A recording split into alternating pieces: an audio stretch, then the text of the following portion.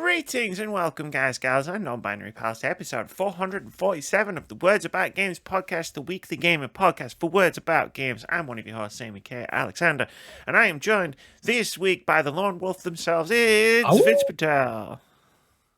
How's it going, Ames? Yeah, good. What's good, gamers all out there in listenerland? Or indeed, those watching us on YouTube. Yeah, or those watching us. Hello. Yeah, hello. Hi, how's it going? Hi. What's up with you? That's it. Eat any good books? How about them video games, eh? Oof. Exactly. Bought a big pile of video games today, and it cost me 2/3 of a Mario Kart world. Wow, that's the new grading structure for everything. How much does the Wii shopping cost? About Mario Kart. That's how I'm going to judge all of my future video game purchases. I'm going to be like, people will be like, whoa, how much did you pay for that? And I'll be like, about half of a Mario Kart world. Oh, I got this one on a deal. This was 1/10 of a Mario Kart world. I saw Reggie Fils-Aimé was out making some shapes today. He said some stuff, yeah, for sure. Yeah. It's like, well, he was the one that had to fight and get Wii Sports packaged with the Wii, right? He did, yeah. Because they didn't want to do it. Him and Miyamoto going head to head. Yeah. And then he was like, bro, what are you talking about? Put it in the box. Everyone's going to love this shit. Like, yeah. What do you mean you can't put a game that's supposed to be called a pack-in in as a freebie? You want to charge $10 for that thing? It's called Welcome Tour. It's a tech demo. But if Wii Sports hadn't have been given away with all of the Nintendo Wiis, there's no way it would have 100% popped off. No, it's no chance. Because who would have bought it? I'm standing in line. I'm outside Toys R Us. Actually, no, Russell's standing in line outside Toys R Us with my credit card because I had to go to work and I made him do it. Yeah. And he did it. And then he came back and he went, here's the receipt. I bought a chocolate bar. I hope that's all right. And I went, and you remember I don't know if you remember how rare Nintendo Wiis were. I was like, mate, you got me a Nintendo Wii. You could have spent a lot more than that. And then he left me for a second, and then he went, can I go back? He's like gold dust back in the day. Can I go back? I went, no. Well, my partner at the time, tangent on tangent on tangent, my partner at the time mentioned to somebody where she worked, because where she worked sold Nintendo Wiis. And everybody was coming in, leading up to Christmas, I need a Nintendo Wii. And it's like, sorry, they only made 6, so I can't really help you. Yeah. My partner at the time happened to mention to someone the story I just told you, where it's I had to get my friend to park himself outside of Toys R Us all night. And then she was like, wait, so does she have a Nintendo Wii? And she was like, yeah. And then this woman goes, I'll pay £600 for it. Yeah, exactly. For those who weren't around that time, I'm going to say another data reference. It was like that year's Buzz Lightyear or that year's Furby. No one could get one for love nor money. You think it's bad now with scalpers and whatnot? People went to go well above the odds for Nintendo Wii that first year. And my partner said no to this offer. I was like, no, I don't think she's going to want to sell it. And then she told me this story later in the day. And I said, I would have sold it, yeah. What are you talking about? Yes! Yeah. That's 3 times the asking price. Do you know how many Mario Kart Worlds that is? That's 6 Mario Karts. Exactly. I could have pocketed the difference and bought one when they came in stock. I'd already played Zelda. Fuck did I need a Wii for at that point? There you go. But I don't think the Wii Sports would have. Who would have bought it, right? I wouldn't have bought it. If I was standing in line, I would have been like, Zelda, yeah, sure. Yeah. Okay, give and me that first Christmas with all the families bowling together and grandma's getting up for the first time in 20 years just to throw the ball down the alley. I got Wii Play because it came with a second Wii remote, and I lived in a house full of gamers, so I needed extra controllers. But there's no way I would have been like, give me that Wii Sports for £30 because games used to be reasonably priced back in the day. I would have been like, £30 for fucking bowling. What, you want me to do exercise in front of my TV? You fucking joking? Fuck off. Get that shit out of here. But yeah, it's always fun to see former execs of video game companies just popping back up just to make like a snide comment and then just peace out again. Yeah. Like every now and then you'll hear Sean Layden pop up saying, well, I wouldn't have done that. This is a different PlayStation. I was going to say, you mean the Sean Layden. Yeah, exactly. Don Matrick, we don't hear too much from him these days. No. I'm sure he's going to pop up and destroy another... TV, Call of Duty, TV. I'm sure he's going to pop up and destroy another video game platform launch at some point. He's 3 for 3 so far, so... Yeah.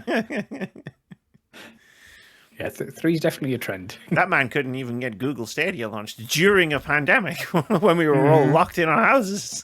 It's like, if you can't successfully sell a video game platform when we're all locked in with nothing to do, bro, you need to walk away. Yeah, it's fish in a barrel stuff right here. We're primed already. Do you know how many people bought Animal Crossing? Yeah. But yeah.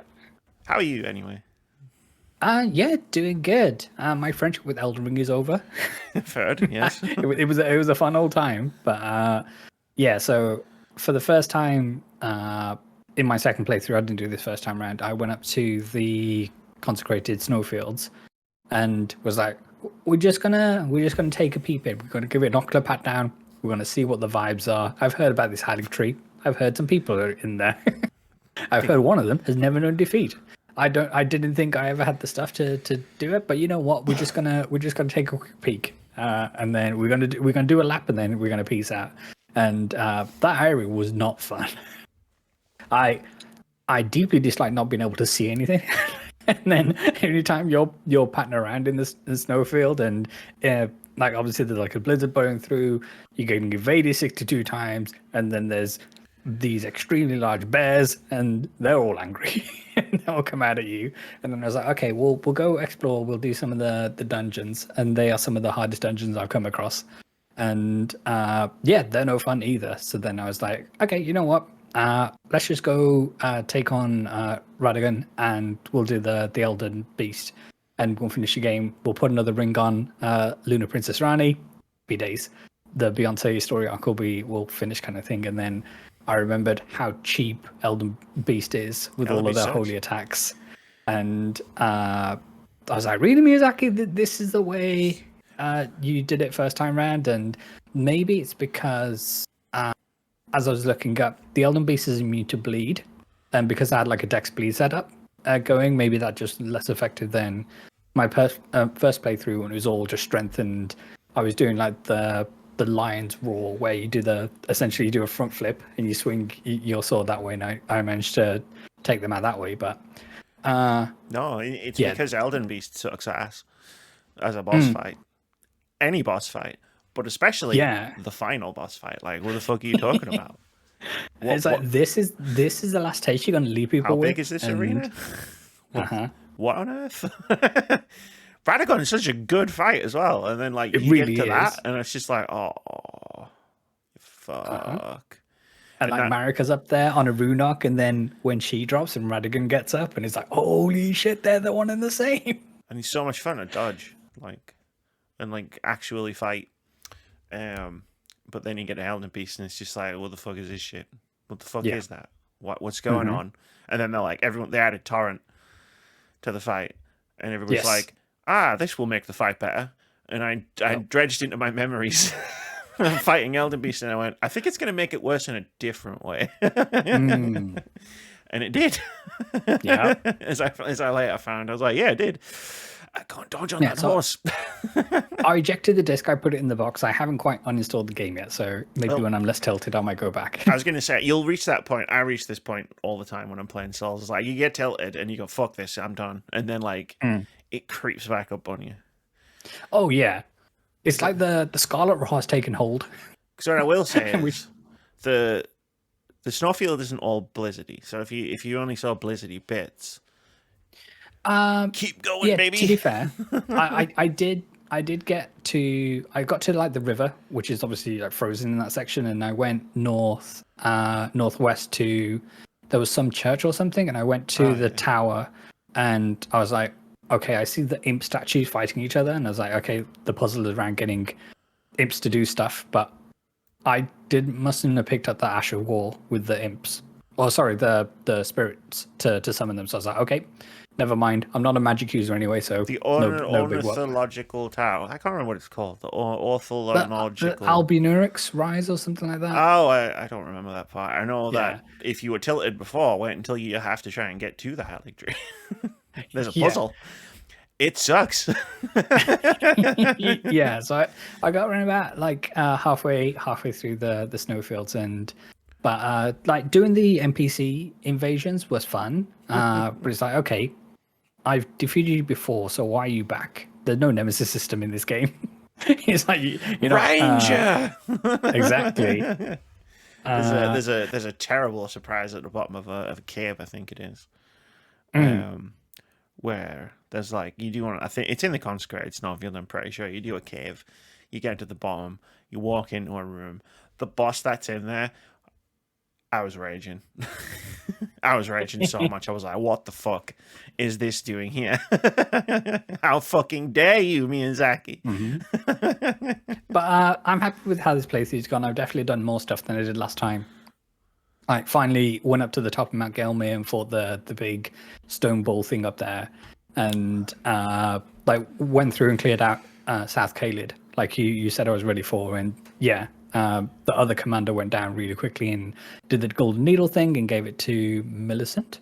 So they were able to cure themselves of the Scarlet Rot and stuff like that. And then she was like, "I'm going on an adventure." She is going on an adventure. That's the thing, Vitz. You've got to help her. You've got to help her. Like, I did. She's certain. Oh, she's not done yet.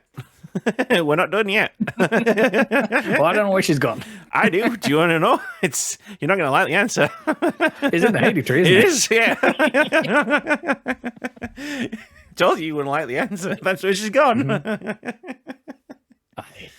But yeah, it's like I've done more stuff than I have done at first, and then, as we were saying on previous episodes, because you've actually had to physically explore, you remember so much about where certain items are and what to expect. And it was cool doing a dex build this time around. I don't think it was ultimately too much different to my like strength build that I did last time, only because I stuck with the Bloodhound Fang throughout, and it is still a lengthy melee weapon, so I wasn't like completely mixing it up by switching to magic this time around and stuff. That ash, though. I suppose you were using the shield. You weren't. That ash is fucking sick. I learned how to parry. There's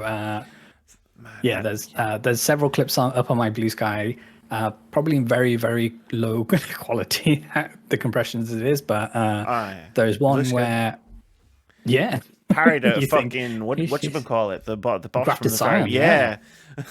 Fucking, it's got like 10 arms. How do you even know what to parry? Like, you just gotta feel it out. Gotta pray, trust. I figured that my process is I need to juke around a little bit, just move my character around before I'm ready to go in for that parry. But I managed to one-tap that, and it is satisfying. And I hear the parries in Dark Souls 1 are the best that they've ever felt. So at some point, I may have to go and sample that. I don't know. I've only really parried in Bloodborne, and those parries feel amazing because you shoot people. Are you with a gun? Yeah. That's how you parry. Are you a blunderbuss girl, or are you? I know Hunter's Pistol. Okay. I'm all about speed. Like, you've seen the video. Like, I'm all about being nippy. Yes. Love that Bloodhound's Fang. You do the thing where you go and you jump backwards. And it's got iframes. Yeah. Yes. and then if you've got like a small window, like, you hit the button again, and you teleport forward. It's like the Bloodhound step. Yes. But with a sword swing at the end of it, that also like is a dodge. So like if you time your move right, you can dodge through someone's attack and fuck them up. That's why I love Bloodhound's Fang. It's fucking incredible. But there were a few challenges that I faced that I had to bravely run away from and come back to. I remember Electo, her Everjail, So when you're doing Rani's quest and you come up out of the tunnels again, and then you go around and you've got those 3 gazebos where the red Cliff with the big red dog comes back, and then that Everjail there, that took me a couple of tries to to come back because Oh, you did it. damn, she was I went back and did it You get like eventually, but the best like someone in the game out of doing that. I know, like once I found my mimic tier, like I mean, being she tier was my mimic tier girl. is great, but yeah, Yeah. you get an incredible summon out of beating that that Everjail. But yeah, no, I have some thoughts. I might ask you for some information about your Elden Ring playthrough. Sure. I might just like maybe it's like nudge you in a couple of different directions that before you get worried that aren't towards the shadow, the skidoo tree. Right. Okay. Yeah. I know you don't have that. I know you don't have that yet. I did take on Moog though. I know you can go there whenever you want if you buy the DLC. Yeah. But like I'm sure there's some places. I am quote unquote DLC ready, as they say. I'm sure there's some places you can visit in the base game that we can get you through. But yeah, no, like when you messaged me, I'm at the consecrated snowfields. I was like, I don't think the lone wolf's gonna have a great time because I didn't have a great time. I fucking hate it down there. And they got these women who ride wolves now. No, What's that all about? This fucking ornithological village or whatever the fuck it's called. Jesus Christ, save me! Take the wheel, please. I got my footage of that. I just get pissed off at the end. By the end, you can tell. You can, even though you can't hear me watch it, you can just watch the footage. You can just tell I got annoyed. But yeah, no, that's good. We'll chat more Elden Ring. Yeah, we'll definitely. How's your week been? Interesting. So I've been playing Dark Souls 2, but not a lot because I have not a lot of game time. But it's interesting how like it's the controversial one. So, for dear listeners who may not know, this is the one that wasn't directed by Miyazaki. And no, it was. I think it was directed. I'm playing Scholar of the First Sin, which is the second version, because it just runs better. Like, I think the vanilla version's like enemy placement is better. Like, I think there's some real cheap shit in Dark Souls 2, Scholar of the First Sin, like, but funny in a way. Are we talking about the bonfires that aren't bonfires to begin with? Or? No, the in the first area, the Forest of Fallen Giants, which when I figured out why it's called that, I was like, damn, this law hits. But no, there's a bit where there's like a treasure on a mast of a ship or something that's sticking right out of the thing, and I ran up because I was like, "Woo, treasure!" And then I grabbed it, and then I turned around and I went, "You motherfuckers!" And there was like I know exactly where you're talking jumped about, down, yeah. and I was like, "Why didn't I look up?" There's like 4 of these dudes. And I'm standing there with my hammer, like, "Oh crap!" You got baited by the treasure. That's what happened. I saw someone describe Souls games on Reddit while I was making the Elden Ring video as like the perfect slasher horror movie. Where it's just like, like at the end when it's like they thought they were safe. That's it. And then Jason jumps out of the bushes. It's like that's Dark Souls. Sure is. But I'm having fun with it. I like the story. I like the way the world like fits together or doesn't really fit together. And the implications of it and like some stuff that I found and stuff, like it's very interesting. Is it tedious to always have to go back to Majula to level up? Not really. Like, yeah, you had to do that in Bloodborne. You had to go back to the Hunter's Dream to level the doll, up with the doll. And then in Dark Souls 3, which was the second one of these games I played, you had to go back to the Violent Shrine to level up with the Fireman or whatever she's called. I can't remember. The Firekeeper. So, like, the first 2 Souls games I played, yeah, I do that. So I was like, it's fine. Plus, I like going back to these places. They're very soothing. The music in Majula is something special. Majula is I will top. say that. I'll tell you what, I love the Hunter's Dream music, and I love the Firelink Shrine music in, like, both the Souls games. But, like, Majula is next level. Like, you get back to Majula, and different. it's just like, I feel safe here. And, like... It's like the only safe area where there are enemies. So technically, it's the least safe area in a Souls game. Don't mess with those pigs in the back. They will fuck you up. They fuck you up, man. Like, what the fuck? You're like, oh, look, cute pig. Ow. Why is it ow? Exactly. Ow. And then you hit it, and it's like, why don't you do like 3 damage? Like, what the fuck? Yeah, they're beefy pigs. And then you roll down the fucking big hole. Yep, that well'll get you. And then you go in the house, and it's like, there was fucking skeletons. Help. But they didn't like the music. Still really nice. Hmm. But yeah, no, not a lot of game time. I found a new channel by Punchy. Yeah, I saw. Who's a streamer. He's a speedrunner. So I've known of Punchy for years, but then it's like he has a YouTube channel, and then and I found this out because he did a 30-minute video about, I shit you not, a Japan only PlayStation 1 Uno anime JRPG. Nice. That is a thing that exists, and it was like, well, of course I'm going to watch that.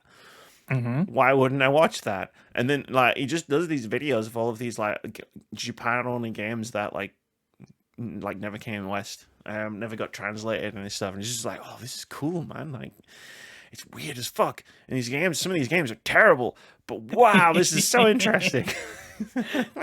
And then like you get to a one where it's like, that actually looks really good. I wish I could play it, but obviously I can't read Japanese. Not yet. Soon we'll have a friend who will be fluent in Japanese. He can play them all. There you go. And yeah, apart from that, just do my thing. Bought some new games. Air quotes, new games. New to you, maybe. Eco, Shadow of the Colossus, Final Fantasy X. These all have come highly recommended. Oh, let's be fair. It's a 10/10/2. It was a double pack. 10/10/2, yeah. It's the HD one on PS4. Yeah, I'm kind of focusing on consoles I can plug into an HDMI source in case I play the game and wish to talk about it at some point. Because then I can just record everything I do. That's what I do now. I just record everything just in case. To be fair, I ventured into a CX this week as well. We said farewell to our Nintendo Switch. My very first like home Nintendo system. So I've been lucky enough to have like a Game Boy growing up, and I've had DSs, but yeah, this is my first home system. So when I first got it, I made sure that the first game I played through to completion was the original Super Mario Brothers, which I've never done before, kind of thing. Yeah, and then then we went from there, and obviously there's such special games on the Switch, but I figured, not that we're looking to get a Switch 2 at launch with the prices being the way they are, but the value of my current Switch was only ever going to go down. So I figured take the plunge now. I wish I could do, like, sometimes I do, like, I look at the pile, and sometimes I do wish I could, like, get rid of some of those, but it's never happening.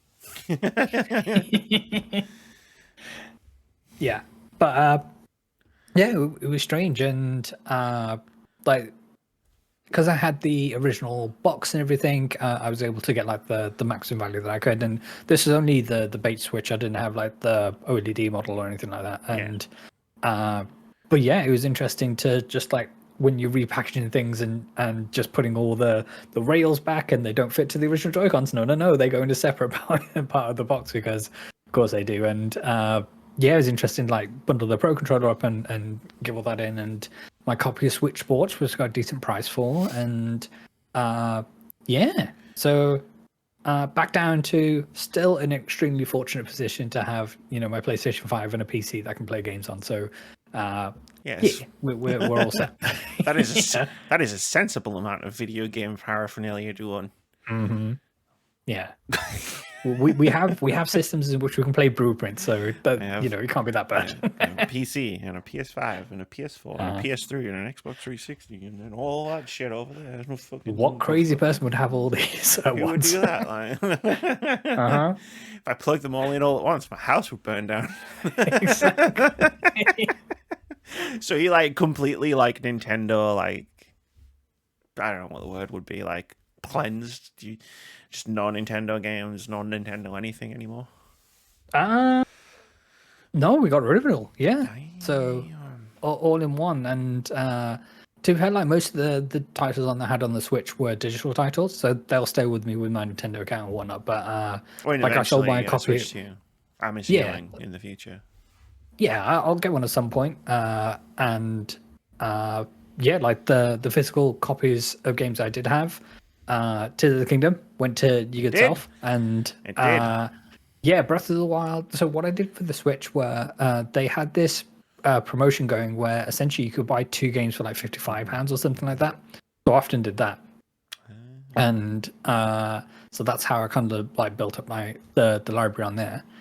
And yeah, I'm sure That's cool. Well, At least you've Nintendo. still got the games, right? Like you know, Yeah, like, definitely. you don't have to do what my stupid ass is doing at the minute, going and buying him games again that you owned like 10 years ago. Yeah, exactly. Saying, "Damn you, past Amy." It really is. It's like there's such a mental barrier standing in front of a game that I owned once and bought and like got given because I was a kid or whatever. Like I saw Silent Yeah. Hill in when I was out today, 90 quid. And I'm like, Aye. bro, I fucking got that for Christmas when I was like fucking probably too young, but like my parents didn't know what it was. It's fine. And it's like, and now if I want to buy it again, I have to spend 90 quid. Like, what the fuck is going on? Why did I do this to myself? But it's on the What are we PlayStation doing? 3 store. I finally have a working PS3 controller. There you go. I browsed the store for like 2 hours because there is no filter on that store for PlayStation 1 games. Right. Okay. So I had to like just- get the list, and then it's like, well, because the PS3 store is slowly like disintegrating because it's not being like kept up anymore. It's like you don't know what's on there and what's not, and even the list on Wikipedia is like, well, we don't really know what's still listed and what's not. So I was like, cool, I have to go through the list and then search every single one. And I don't know if you remember the PS3 store, but it's not a keyboard where you like move the D-pad around. It's like it's this big scrolly fucking list of letters. I did it 2 hours, but like it was worth it because I now have like all of the games written down. There, I'm like, oh shit, they've got that. Like Suikoden 2, where I've been like, oh, where you want to play Suikoden 2? It's $3.99. Bargain. It's like Get it fucking before the 200 PS3 quid. Get it before the PSN store gets delisted. This is what I'm saying. It's like I'm now in a race with like PlayStation where I'm like, you motherfuckers better not fucking close this store. I still have to figure out how to buy shit off your American store because for some reason you'll let me make an account on there. I remember having a Japanese PSN account on my PS3 so I can get a Japanese only demo of Gran Turismo 5. And it's like they've got some bangers, but they're only available on the American store. And I'm like, man, you've practically turned the store off. Why don't you just turn the fucking region lock off? It's not like I'm not talking about like fucking like I'm talking about Echo Night. Who in this room, digital room, has heard of fucking Echo Night? No one except me. Just let me pay for it in pounds and pence. To be fair, we are regressing now. So because the next Nintendo system is going to be region locked. You can't just buy one in Japan and bring it over. They have their own. We're backwards. Like, no, they're gonna be. It's gonna be Japan only games again, and I'm gonna have to fucking source fan translation. It's oh god, everything is a nightmare cycle. I'm buying a Wii U in 4 weeks. Nice. Like, But don't worry, the total number of Wii U systems will still remain at 13 million. This doesn't add to it. No, This is it'll somebody be else's Wii U. I've already put it down on the calendar. It's like cool. I've got the income. I've got everything. Everything's set. I'm gonna get my Wii U. I'm gonna get Mario Kart with when they turn the screen into a giant button that you hit and it makes the horn go off. That's why it's the best version. I mean, Mario Kart 8. Fucking fuck you. I've got my Wii game. I'm gonna get my Wii games and my Wii U games. It's gonna be great. It's gonna be a good time. And then the only other console I'm really on the lookout for is a PS3, but the backwards compatible one. Oh, that's the one I originally had. Yeah, 60 gigabyte. I've actually got one. Fat PS3 with the flip up thing, which had all the digital card readers in it. Yeah, I've actually got one when it's yellow lighted. And I need to figure out if that's a fixable thing or not, because I know CX does console repairs. In my experience, it wasn't, but I had to. This was back in the day. It was like 2000. I didn't get one at launch. I got one in 2007, I want to say, or maybe 2008. And one of those yellow lighted to death. And then I returned to the store I got it from. I think it was like a game back in the day. And they just replaced it like for like. So it's not what happened with my PS5, where I had to send that back to Sony themselves because it had this coil whine going off. Right. So something in the heatsink was rattling. And rather than repairing it, they just shipped out a new unit. All right. I'll ask them. I'll ask the CEX because they do console repairs, and they're like quoting like £40, and I'm like, if you can fix this month, if you can fix that for 40 quid, fucking let's go. There you go. But I have already bought some PS1 games on PS3. Would you be shocked to learn that I bought Silent Hill and all of the Resident Evils? I'm a very predictable person at times. How many systems do you reckon you have Resident Evil on? So I got PS1 discs. Yeah. What are we talking? Like 1, 2, and 3, or? Sure. Any combination. Any combination of the 3 PS1 games. Yeah. The remakes count. Yes. Oh God. So I own 1, 2, and 3 on PlayStation 1. I now own 1, 2, and 3 on digitally on PS3. I own 1, 2, and 3. Both versions. So that's 3, 2, 6, 9, 12 on Xbox, which I don't currently have access to. So that's 12. I own the remake of 1 on Steam, so that's 13 so far. I think that's everywhere. No, I own I didn't get them on GOG. I'm pretty sure I own. Oh shit! No, I own all of the 3 remakes on PS5 as well, so it's 16. You are what they call a mark, my friend. I want them on PC as well. So the 2 and 3 remake on PC as well. So it's gonna be 18 soon. As soon as they go on sale. Yep. Yeah. You hear this, right? Every other fucking game developer that doesn't do fucking game preservation, where it's like, oh, I love Silent Hill. Oh, I love Project Zero. Like, are you hearing this shit? Do you know how many times I personally will buy your games? Fucking sort it out, Konami. Do you know how much money you're leaving on the table? Just out of my wallet. Metal Gear 4, Guns of the Patriots is still locked on PS3. I know, right? What the fuck's that all about? Silent Hill 1 is is locked on like PS3 or PS1 only.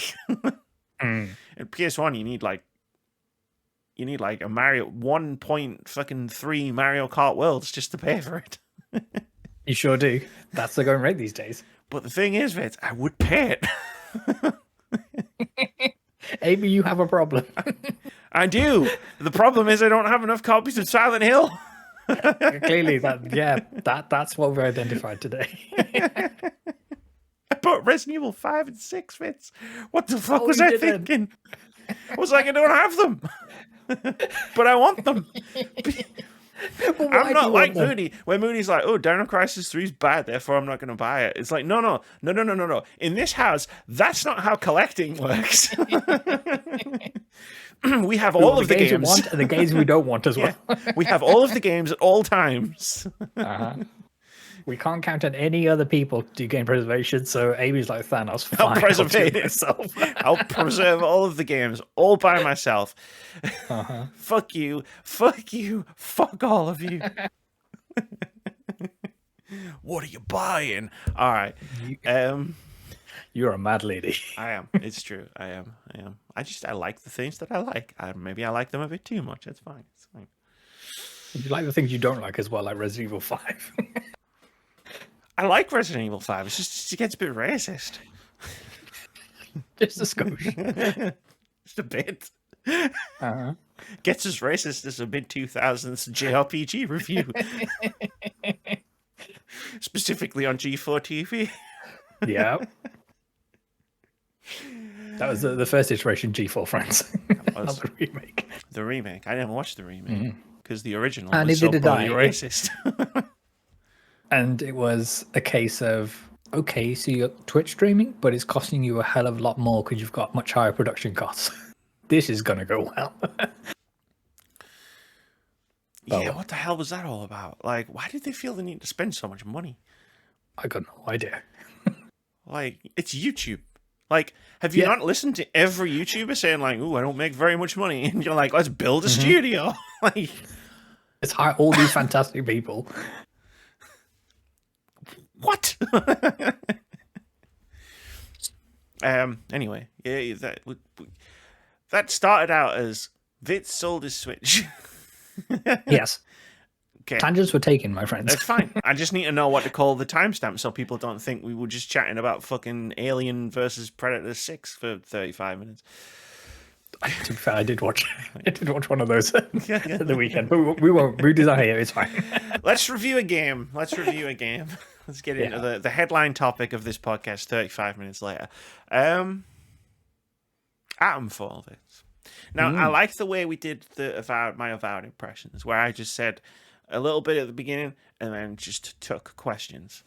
I feel like that was a much better review than some of the reviews I've done in the past, where I've just talked and watched the life slowly fade from your eyes. She's not going to stop. Moody go to sleep. Yeah, she still hasn't stopped. Yeah. So I think we should do it that way I think we should do it that way from now on. But no. Okay. Atomfall. That's the game I played. I actually finished it before the last podcast, but because we were doing Switch to your stuff, I was like, I'm just going to leave it. Also, let your thoughts percolate over a week. Things take time to develop. Yeah, I don't know if anything really percolated because you're going to start playing Dark Souls and Nintendo Switch stuff was happening and bought more copies of Resident Evil. But no, I played Atomfall. It's a first-person survival-ish, role-playing game-ish. I saw someone be like, oh, it's like... I saw a lot of people actually be like, oh, it's like Fallout, but in Britain. It's not. It's nothing like Fallout in Britain. If I had to compare it to another game, I would call it Stalker Shadows over Windermere. It's much closer to the original Stalker than it was to any of the Fallout games, which is good. And we had a Fallout in the UK. It was called Fallout London. It was that free mod. Yeah, which I don't know. I never played it, so yeah. But no, Atomfall, it was a lot of fun. I finished. It was about 12 or 13 hours, I think.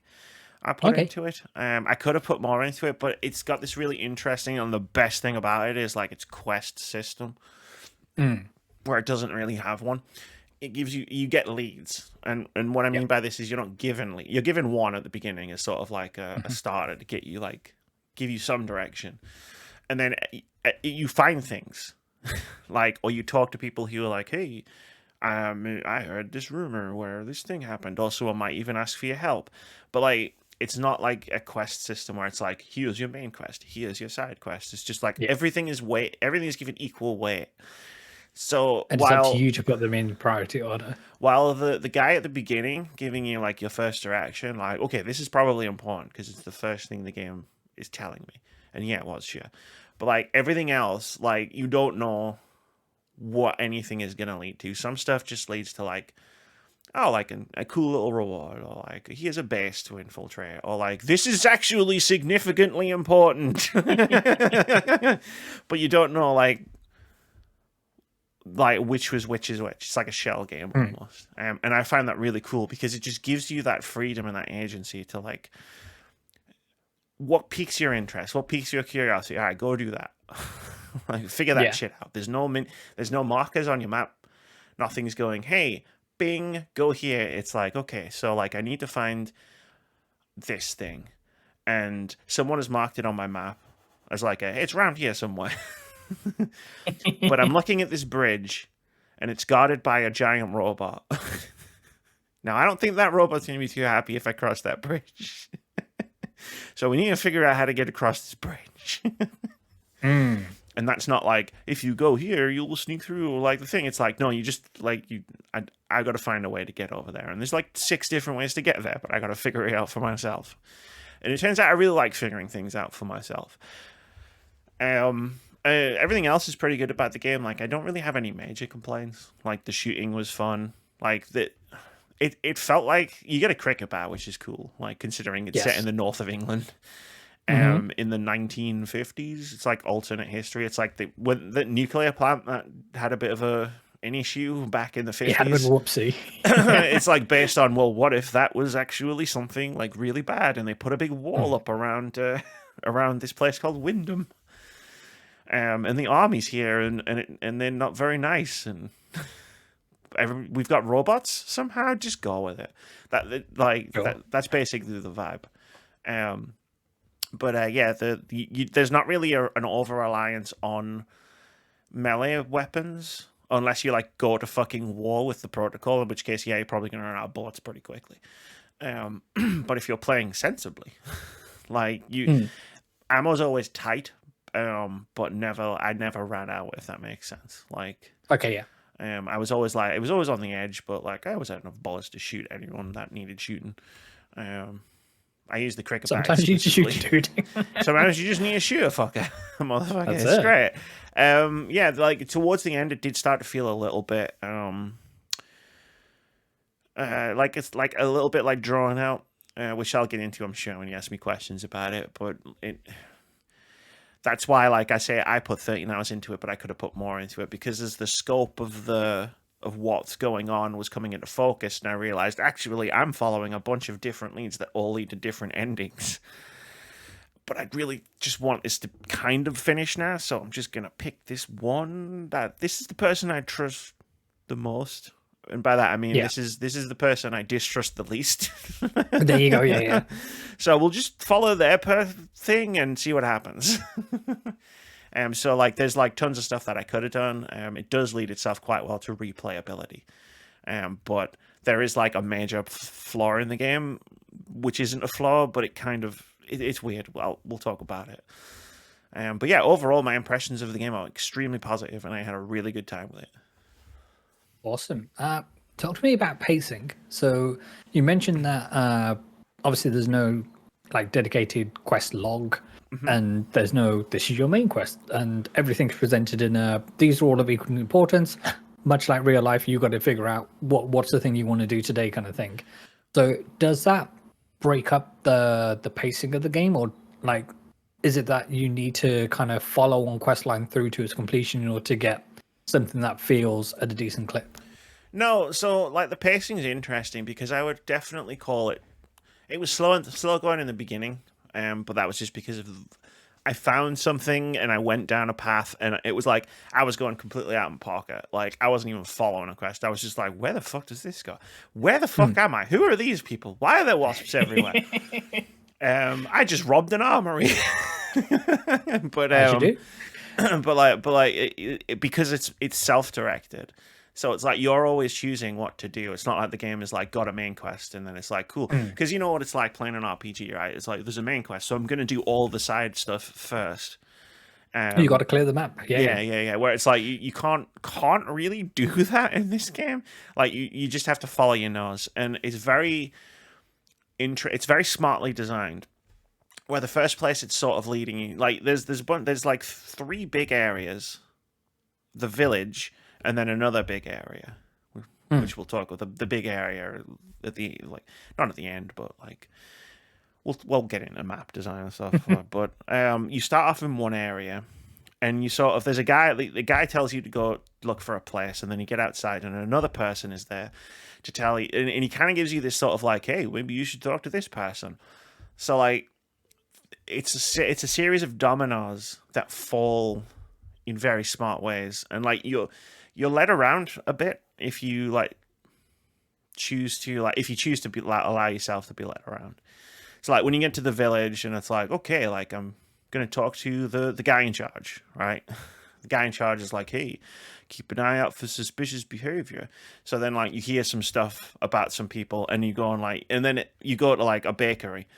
And it's like some weird shit's going on, but then it leads you to a church, and the church is part of the bakery storyline, but also there's some shit happening in the church, which is this whole other storyline. That will then lead you to a completely different area of the map if you choose to follow it, but you've also doing this other thing, and then like it snowballs from there, right? Yeah. And that's how like the pacing can sometimes be slow. Like maybe you're wandering around the village, like picking up quests really haphazardly for like an hour. But because it's you're doing that like of your own volition, you're not just following some quest markers. It's like it never feels like the pacing is off. The pacing only really gets off later on in the game. It doesn't have fast travel at all. Okay, that's an interesting decision. Which I think is the correct decision. Like I really like the fact that like if I like because it's not a huge map.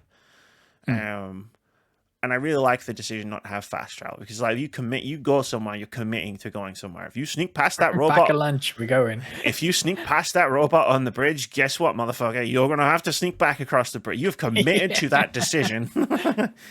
And I really like that kind of thing. And in this game, it works. So like, while I'm saying like towards the end of the game, when you've got all of the areas open, you sometimes have to do long walks.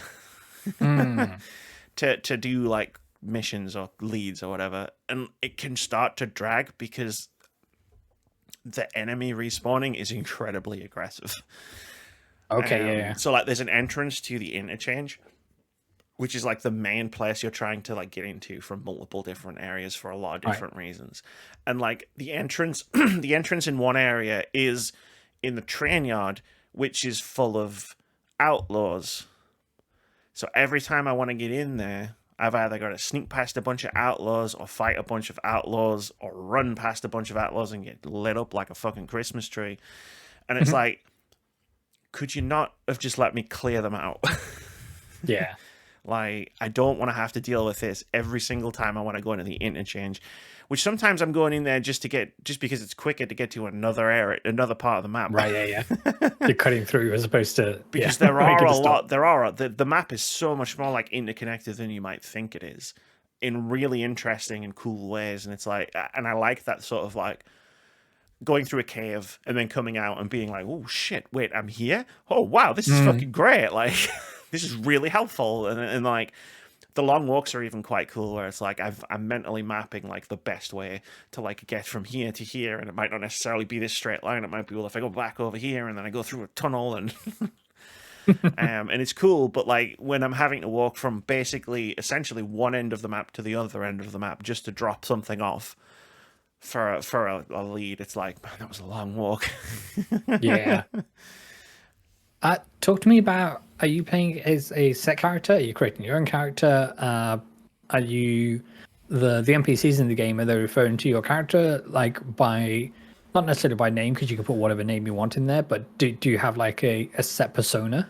It's so, you sort of have a set character. Like, you never name your character or create a character, but like, you're never really like referred to at all like by the character. It's weird. Like, they never call you a name, they never use like gendered pronouns or anything like that. You're just a person. And you have a lot of, obviously, like dialogue options, a lot of choices to make within dialogue to sort of build out your personality almost. There's six sort of like main story paths to follow. So there's a lot of like sort of like, who do you trust, who do you side with, like who don't you trust, kind of thing. And that kind of helps build out your personality. But most of that kind of stuff takes place in here. Where it's like you're deciding the kind of person that you are, which I find really cool. And as far as like character progression goes, there is no XP in this game, which I think is another really cool, interesting thing. So like, you know how like if you play these games stealthily, you kind of get punished because you don't get XP for killing people?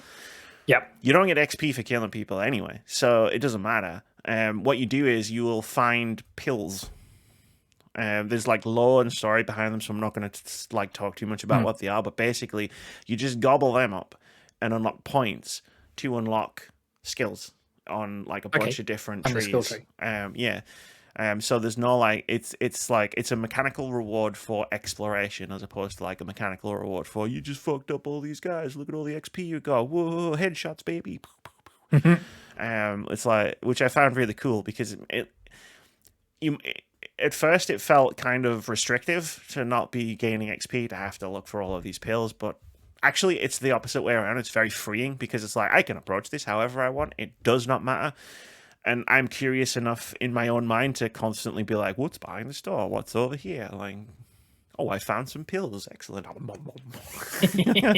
Yeah, definitely. Because I imagine the reward for taking on enemies is picking up their loot rather than being XP and whatnot. Yeah. Yeah. The reward for taking on enemies or getting past enemies is like seeing what's in this building or seeing what's over there or getting to the place that you've been trying to get to, that kind of thing. Like, the enemies are an obstacle only. I guess is a good way to talk about it. And then like later on, you can if you invest in the skill, you can unlock a crafting skill that lets you combine 2 weapons into a better tier of weapons. So it's like the reward can be, Okay, I needed that. Let me tape it to this thing. Now I've got a better one. Do you see this being a? Obviously, you mentioned there's a lot of replayability, but do you see this being a one and done for this team in terms of the setting of Atomfall, or do you see there being a sequel where you could, I don't know, add a different area or add more stories to tell within this space? I think Atomfall itself, I think it's a one and done. Like, okay, and there's nothing wrong with that. This sort of like Windham power plant thing inside the concrete, whatever inside the big exclusion zone or whatever they call it.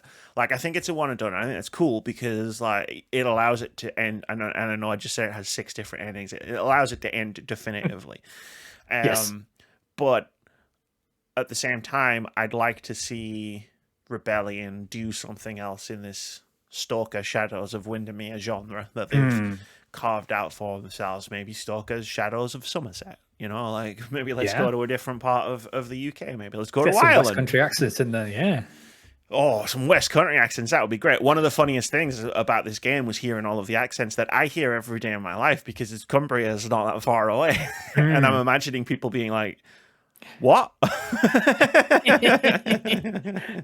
Yeah, I'm not sure if it's going to be as a knee-jerk reaction to "Thank goodness you're here," which a lot of people didn't understand what was being said and very much needed the subtitles, which is fine. I mean, I turned the subtitles off because I don't play games with subtitles if I don't have to, because I miss the visuals. It's a whole thing about like how I focus, like on things like I have to read the text. But I can imagine like the first person that you meet on the outside of like where you start is like he's got such a thick accent and speaks in proper like regional dialect and stuff. And this is from the 50s as well. And it's just like I was cackling because I was like, there's going to be so many people who play this game who just do not have a fucking clue what this guy's talking about. Talk to me about the performances. How do you find them overall? Are there some standouts in there? Are there any voices that you recognize from other projects? No one that I recognize from any other projects, but I'm really bad at unless I've heard like the voice, unless I've heard someone's voice 600,000 times, like Troy Baker, I'm gonna struggle to like if I heard Ben Starr in a video game, in the next video game I play, I probably wouldn't even be like, oh, it's Ben Starr. That's how bad I am at recognizing voices. But meanwhile, he's in the reveal trailer, and I'm like, "That's Ben Starr."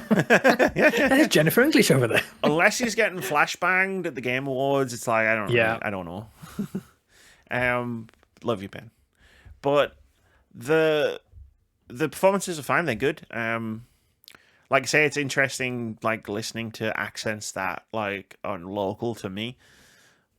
Yeah, I was going to ask as a follow-up question: do they sound like the actors are genuinely from those parts, or are they actors who are putting on a? I'd say there's definitely a couple of ropey accents here and there, but like for the most part, no, it generally does. Like, and there's a lot of different like vibes and different energies as well. Like you've got scientists who have come from down south, who have been like trapped up north and stuff. So it's quite interesting, like coming into contact with them and like hearing them talk. And then you've got the guy in charge of the military, called the Protocol, who's just Captain Mannering.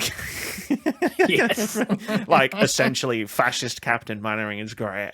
I'd say that's he's a standout. There's some other accents of maybe a foreign nature, but to reveal anything else would be a spoiler for an entire quest line that I did not realize was as important as it was until it suddenly intersected with another quest line that I was doing in very violent fashion. Wow. And that's the cool thing. Like some of these stories intersect with each other and even can even cancel each other out. I imagine, like, if you're working towards, furthering your plight with a certain faction, and then another faction has a quarrel with them, and then sometimes and then they cross, and then it's like, well, now you pissed off the original faction. To talk about like how, and it's an incredibly extremely cool like thing when it happens, like, and it doesn't happen very often, but I think that makes it even better. There was like one entire storyline where I found the NPC that starts it, and then just didn't do any of the other ones because we're like, you know what? I'm near the end of the game. I don't know. You're talking about exploring a castle. Like, I just want to fucking finish the game, all right? Like, Yeah. I'm out here, all right? I like your hat. It's very nice, but I'm gonna go. We got a Resident Evil place. Well, I got Resident Evil to buy. Exactly. To allow me to get into spoiler territory here. So if you are going to play Atomfall, and I highly recommend that you do, skip to the next timestamp down below in the video, etc., etc. Vitz can't do that; they don't have a choice. I also don't think they're going to play Atomfall anytime soon. But no, there was two people in two completely separate locations. One of them was at the interchange, which, by the way, is like, it's the place that kind of fucked everything up. And the main thrust of like the story is unlocking the interchange, going inside, figuring out what the fuck happened. And actually, I've got a second spoiler story because it is so fucking funny and like made me fall in love with this game even more. Remind me about that in a sec. And as you're unlocking it, like, you're getting deeper and deeper into each section. There's 4 of them, and you can't access all of them from one entrance. That's why there's multiple entrances. Hidden around the map. So it's like, you can't get into this place, but if you go in from this other place, you can get in. And then open it up. And the idea is turning it on, going to the power plant, and making a choice. Yes. One of many choices. But there was a character who found me there. He was from the research team. And then, like, there's someone hiding in the bottom of a church, right? And he's a scientist, and he's got some shit going on. But you know what? Like, he's the person I distrust the least right now, because he's being straight with me. And then he's like, okay, but before I go to the interchange and help you out, like, right, yeah, sure, like, and then we're going to get out of here. We're going to escape. I need you to go and bust this lady you're out of prison. I was like, I'd heard of this lady. Like, she's being kept in a prison, and I was like, okay, cool. How the fuck do I break into a prison? So anyway, long story short, I managed to just walk in. Like, did some stuff, not going to talk about it, walked in, got this lady. She got back to the interchange through means. I got back to the interchange through different means. And then I went and told the guy in the basement. And she started off another lead, which I was like, this is another ending, like, that she's leading me towards. And then I went back to the basement, told the scientist guy, I was like, yo, I got her. She's in the interchange right now. And he's like, sick, that's where I was going to meet you next anyway, so I'll just meet you there. And I was like, cool. I'd go and see this lady with a funny hat. Give me like 5 minutes. And then I got to the interchange, and I walked up the stairs, and they were shouting at each other. And I was like, ooh, what's happening here? And then bro just shoots her in the fucking head. Wow. And I was like, do you know how much hard work I had to do to get her out of prison? Why? I could have just shot her in prison. That's it. You could have just left her alone. She wasn't going at no pace. But then I found audio notes later where I was like, I figured out why the guy was so mad at her, and I was like, you know what? I get it. I actually get it. Now, does it do the good audio thing where you can listen to audio notes outside looking at the voice recorder? You can listen to audio notes as you're playing. That leads directly into the other funny spoilery story I want to tell you. So I got into the engineering section of the interchange, or the security section of the interchange, and I noticed there was a reference to a device. So, like, you have to find, like, certain devices to make progress. Like, there's a metal detector that will allow you to dig stuff up. And one of the devices was this signal something or other. I can't remember its actual name, but basically it lets you turn off electronics, like turrets. But it also lets you unlock doors. And I'd known that this was a thing for a while, but I didn't know where to get the device. The doohickey, yeah. So when I was like, oh, it's going to tell me where to get this thing. Maybe it's here. And then I was like, oh shit, it is here. This is fucking great. And then I got through to the end of the level, turned the thing on, hit the voice note, and then this guy was like doing this whole like doomed audio log, like, listen, everything's fucked. Fucking shit's gone sideways. Shit's hit the ceiling. Like, we're all screwed. Anyway, like, I've locked the rest of the security section, and you're gonna need one of these signal relocators. And I was like, sick, where is it? And it's like, and it was here. And I was like, what do you mean was? But we buried it next to this manor. And I was like, that's fine. I know where the manor is. Thank you so much. I can go and find it. And then the voice line continued and goes, and if you're hearing this, I'm really sorry, but we can't let anybody out alive. And then I just heard this big noise behind me.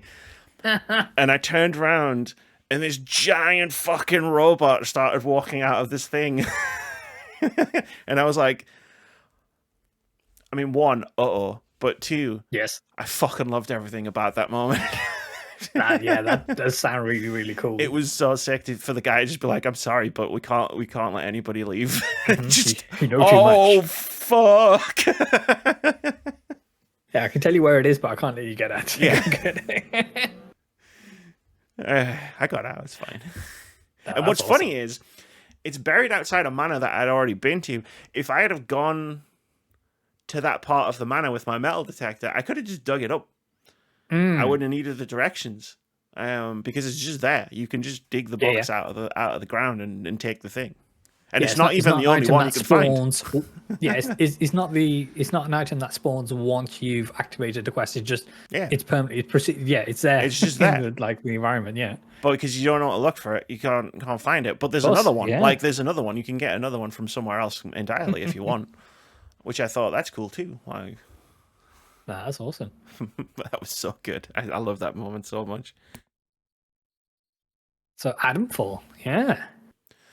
Brilliant game. Like, I really, really enjoyed it. Like I say, it gets a bit long in the tooth, but you can, because like of all of the different leads, if you're following like a bunch of different ones, and because of the way they intersect and stuff, you'll sometimes have to drop one and do something else. Yeah.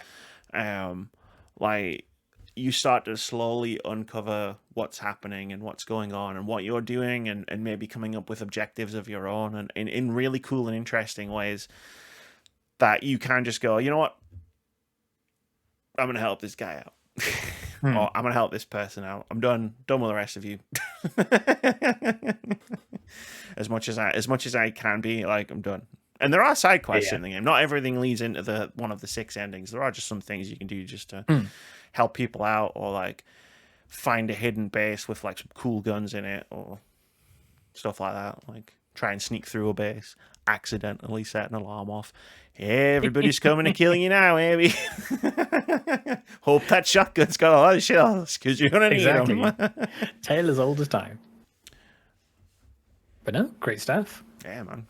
Really, really good game. I really liked that a lot. Like, I was pleasantly surprised, because obviously, like, we both saw the reviews when they came out, being like positive-ish. Yeah. But like, no, it's for me personally, it's right up. Yeah, it really vibed with you. I really vibed with it. Yeah. That's awesome. Yeah. Should we do a quick indie game of the week? Quick halftime?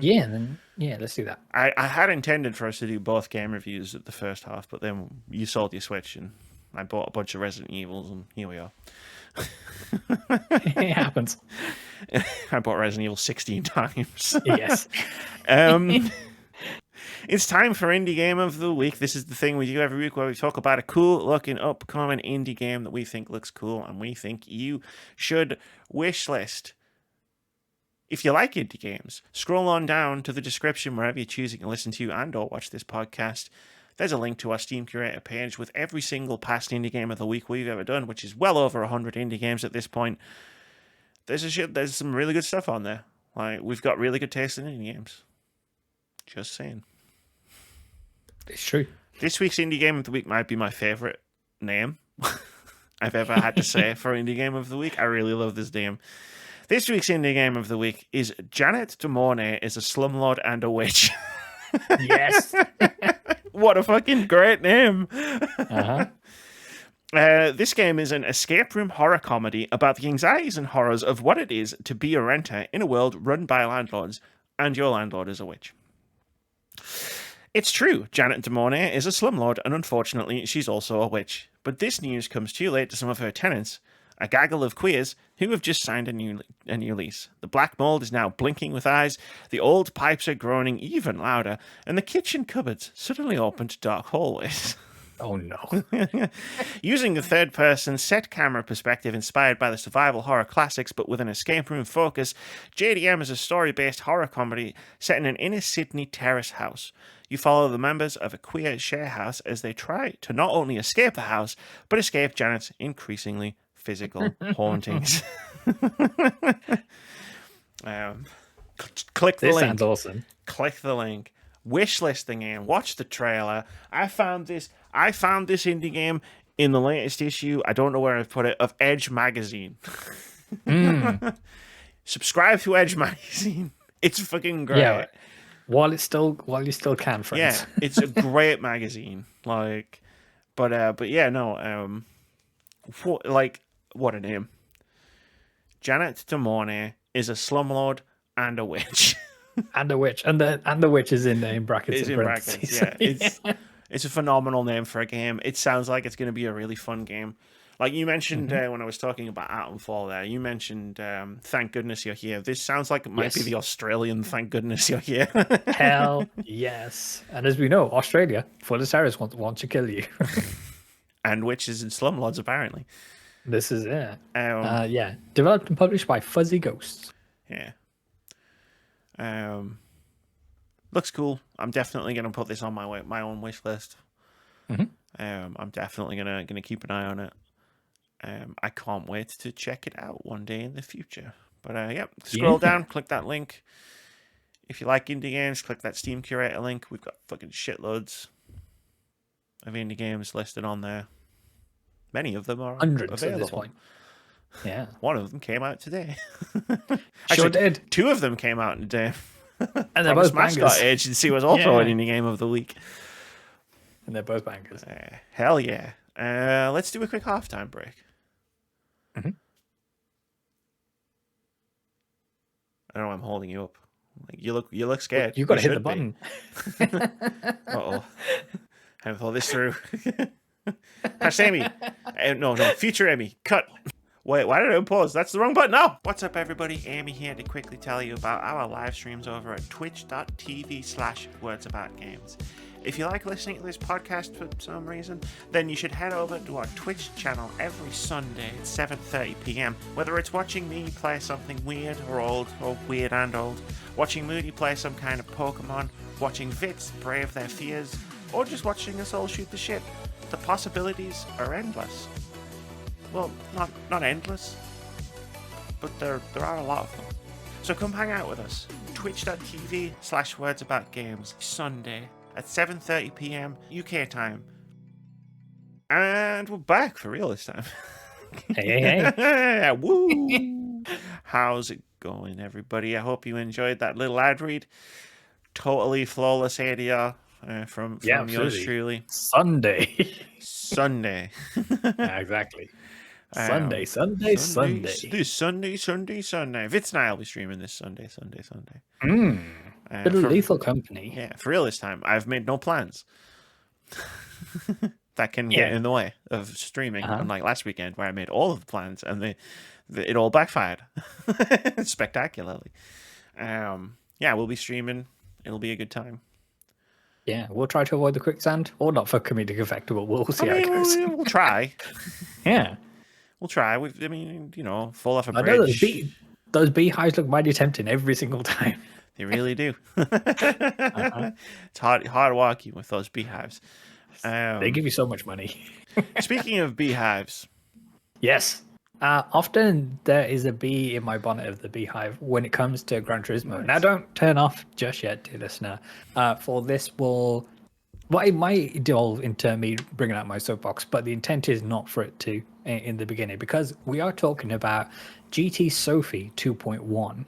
So this came about as part of Update 157, which also featured the mighty 2001 Renault Kangoo, the MPV, the people carrier, in a racing game, but we're going to move on from that.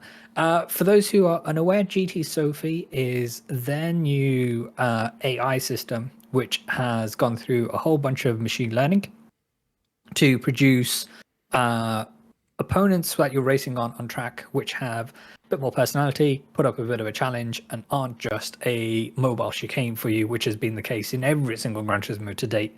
And the goal is for these new agents, for want for a better word, to provide you with a brilliant race, no matter your skill level or what you're driving compared to them, and so on and so forth, to make the game essentially have a whole lot more utility and a lot more fun factor when you're going about going wheel to wheel.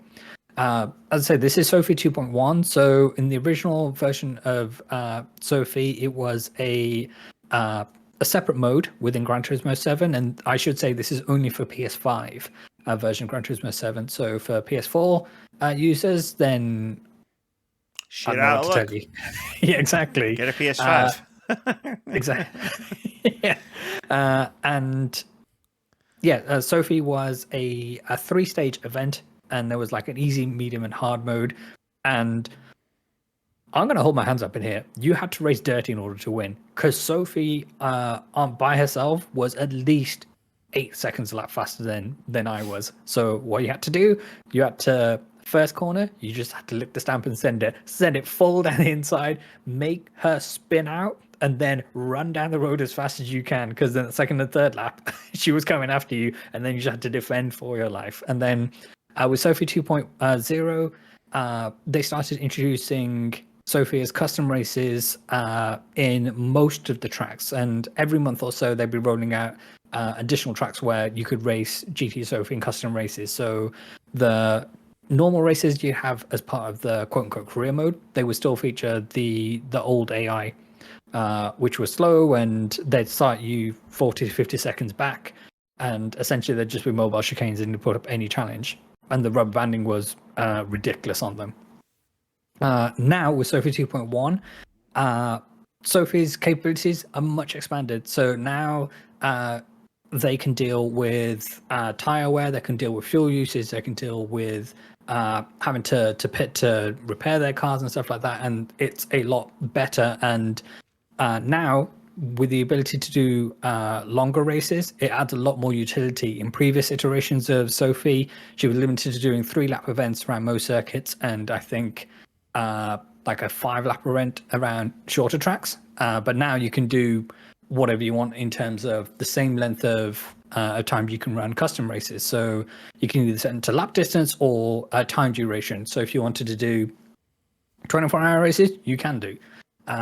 So one of the ideas I had as a stream to bring back my Gran Turismo streams was to do all the endurance races that should have been in Gran Turismo 7, but Polyphony Digital hasn't decided to include. So I'd make custom art, and we'd run the race with GT Sophy then, and have the individual restrictions in terms of, okay, you can only use this certain type of car with this amount of power, and so on and so forth. And what you can do is set up custom grids. So you can either have the game like auto-populate the rest of the list, depending on okay, I want to have cars in a similar like ability band to myself, or you can pick from your own garage and say, okay, I want to include these 3 Audis, these 3 Jaguars, or whatever it happens to be. Oh, okay. The racing itself is awesome. There is still a long ways to go in terms of Sophy. Maybe she's vindictive, but every now and then she will send it down the inside and take you out. It's just something that happens. But for the first time in Gran Turismo games, I have to drive defensive. And what I tend to do in these races, I start at the back and then work my way through towards the leaders, get into first, and then because I know Sophy will send it at some point, I always have to be defensive, which makes me slower in the corners, which brings the whole pack together. And rather than the grids being spread out over like a minute or so, the whole field will be within like 10 seconds of each other. And it's so much fun. And I can't wait for like Gran Turismo 8 to be a thing where GT Sophy can be integrated into the normal career, and this can be the standard going forwards. Now, sadly, there is some rubber banding going on.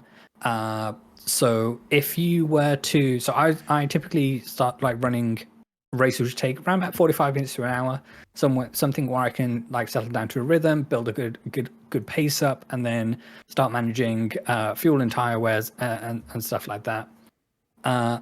If you happen to spin out, or if you make an early pit stop, the Sophy agents will slow down so you can catch up, which isn't realistic.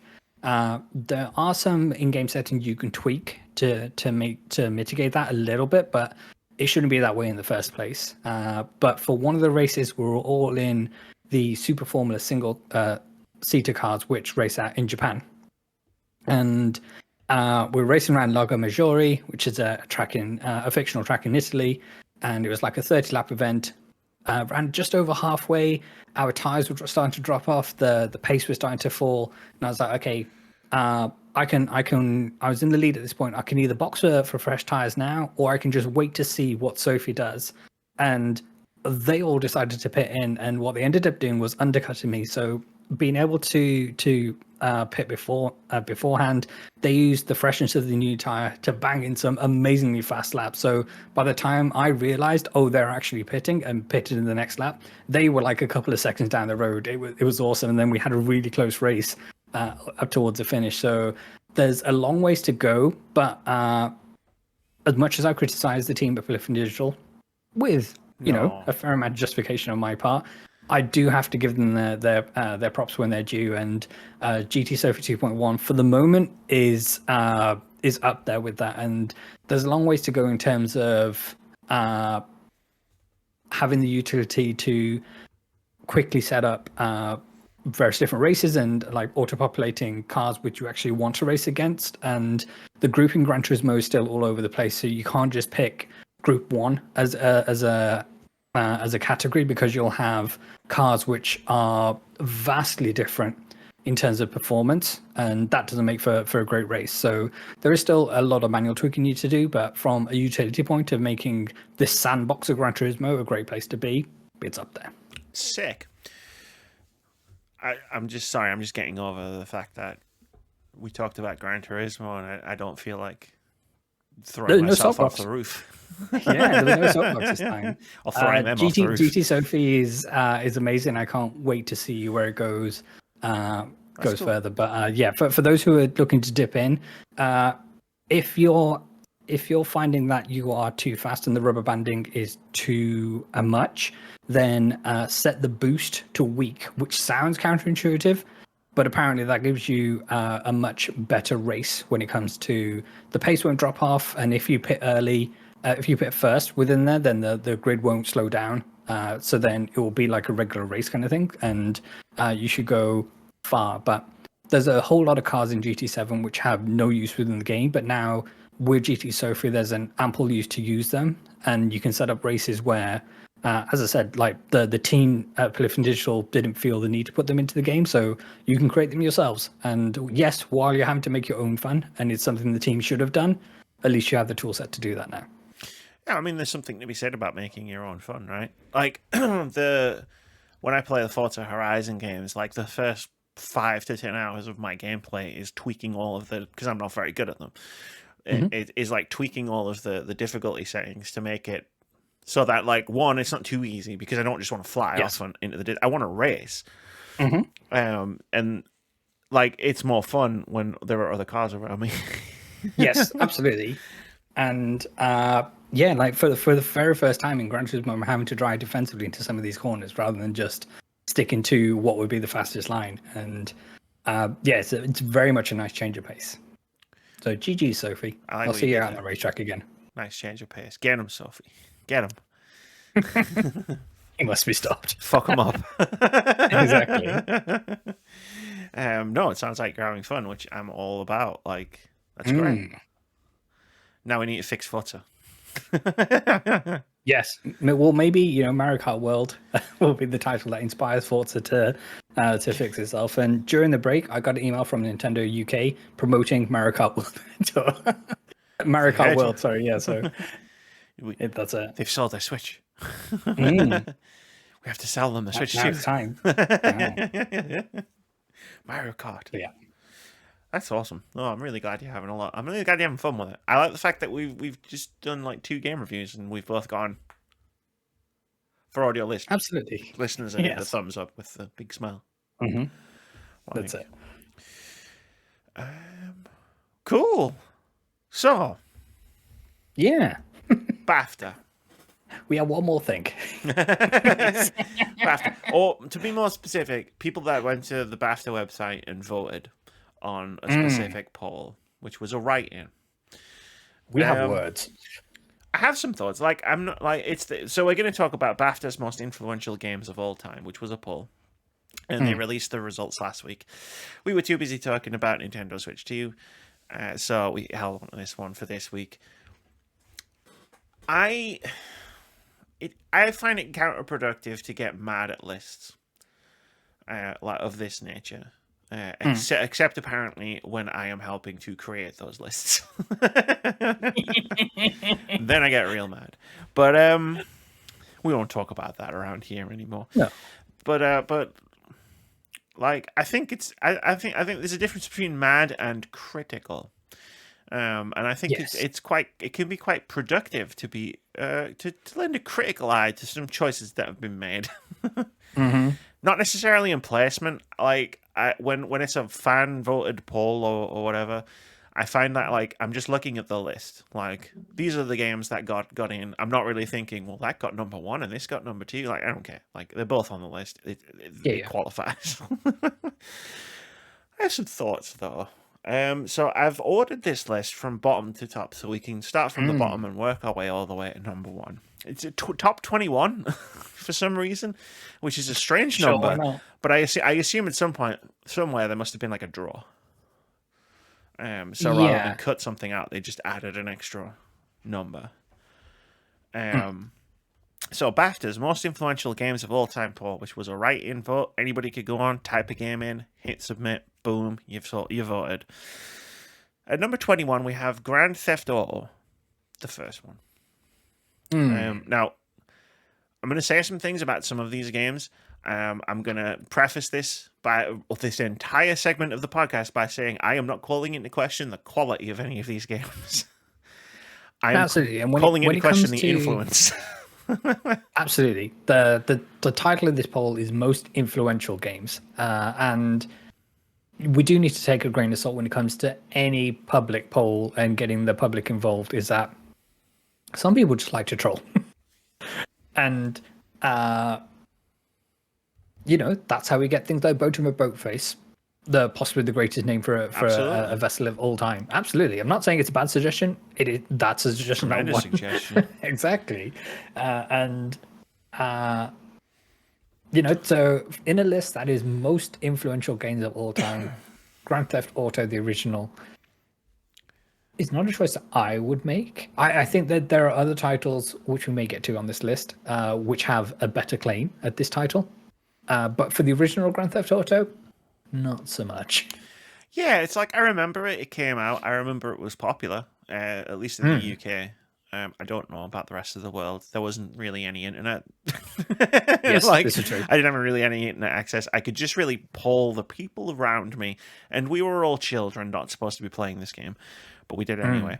And yeah, like I don't know what Grand Theft Auto 1 specifically necessarily influenced, like going forward from when it was released. Yes. Because like I don't think like, oh yeah, I remember all these like games that were like Grand Theft Auto when they came out. So that was a strange start. But at number 20 we had the Elder Scrolls 5 Skyrim, and I'm like, well, we're back because that makes perfect sense. Yeah.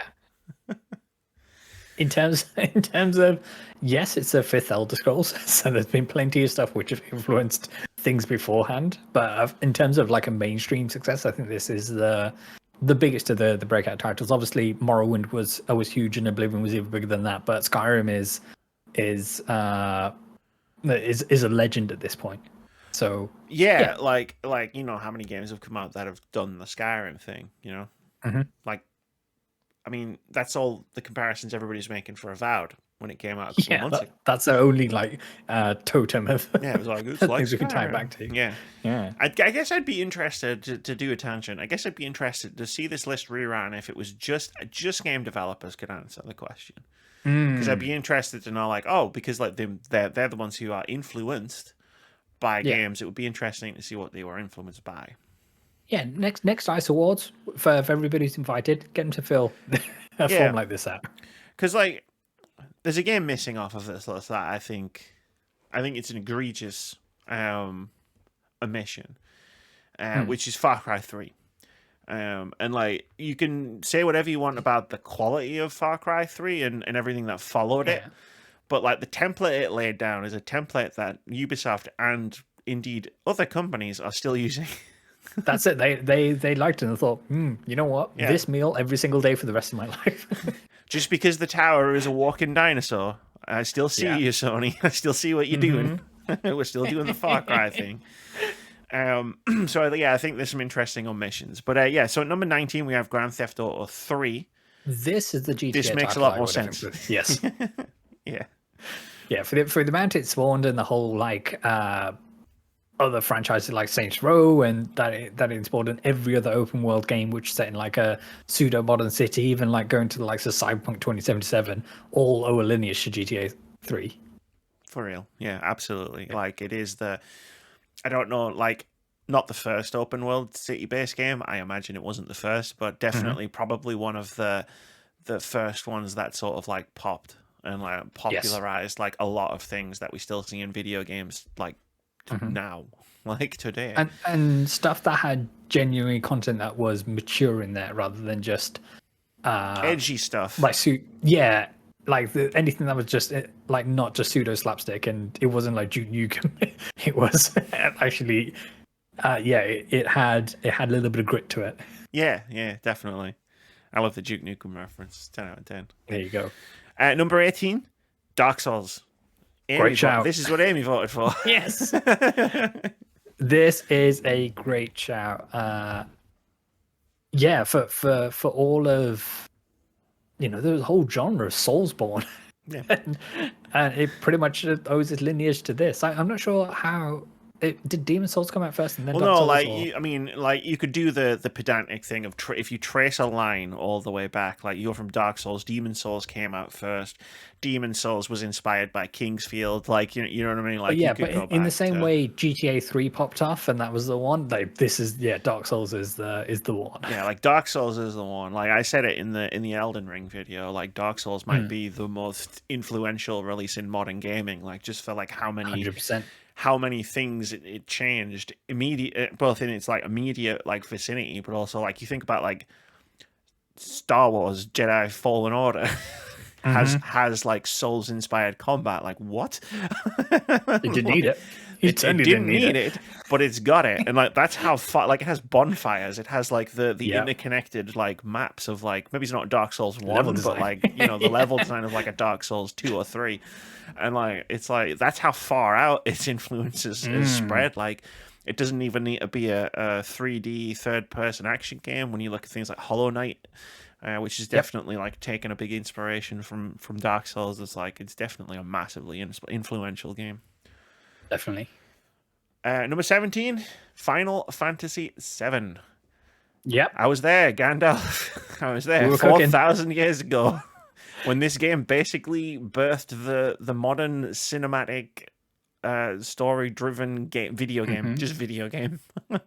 Yeah, they said it couldn't be done. They assembled the biggest development team that was ever assembled up to that point to develop the masterpiece, and it could only be harnessed by the power of CD-ROM. Polygons and CDs and this was like, pun intended, sort of, I guess. This was a game changer. Like this changed everything when it came out on PS1. It really did. Everyone wanted even for FF7. just like the cyberpunk aesthetic, and it was kind of cyber and steampunk all at the same time. And for what this did in terms of pushing the genre forwards in terms of storytelling, just storytelling, never mind everything else in terms of like character design and making iconic characters which are memorable, and then the way that obviously the franchise moved to a 3D space, and how much extra art you could put into this game. And for sure there were like limitations, but it just didn't matter because this was magic. What they managed to do here. Big time. It was like there's a lot to praise about Final Fantasy VII, but I think a lot of its influence was down to its presentation. Yes. Its cutscenes, like you had the weird little polygonal in-game models, but then like you had these ridiculous FMV cutscenes. It's like everybody wanted to do those on the PS1. It's like if FF7 came out, it sold fucking 7,000 million copies or whatever it was. Yeah. It was a moment. So number 16, Baldur's Gate 3. Okay. I think it's fair to say the two hosts which are on this podcast, Baldur's Gate 3, one of our favorite games of all time. I'd put it in my top 100. Exactly. And very, very recent. I'm not sure what its influence at this point. I think it will influence a lot over the next 5-10 years. I fail to see what it has currently influenced, given that it's only just over a year old at this point. And it may be like the inverse of influence in terms of it has influenced, but in negative ways of other teams and other developers thinking, oh God, this was a once in a million, this is a once in a generation, once in a lifetime thing. The effort it took for this game to come out in spite of everything else, and the kind of perfect circles that had to like coincide inside one another in order for the planets to align, in order for this miracle to happen. This is a one-time thing. It can never be done again. I mean, it can and it will, but like not often. Yes.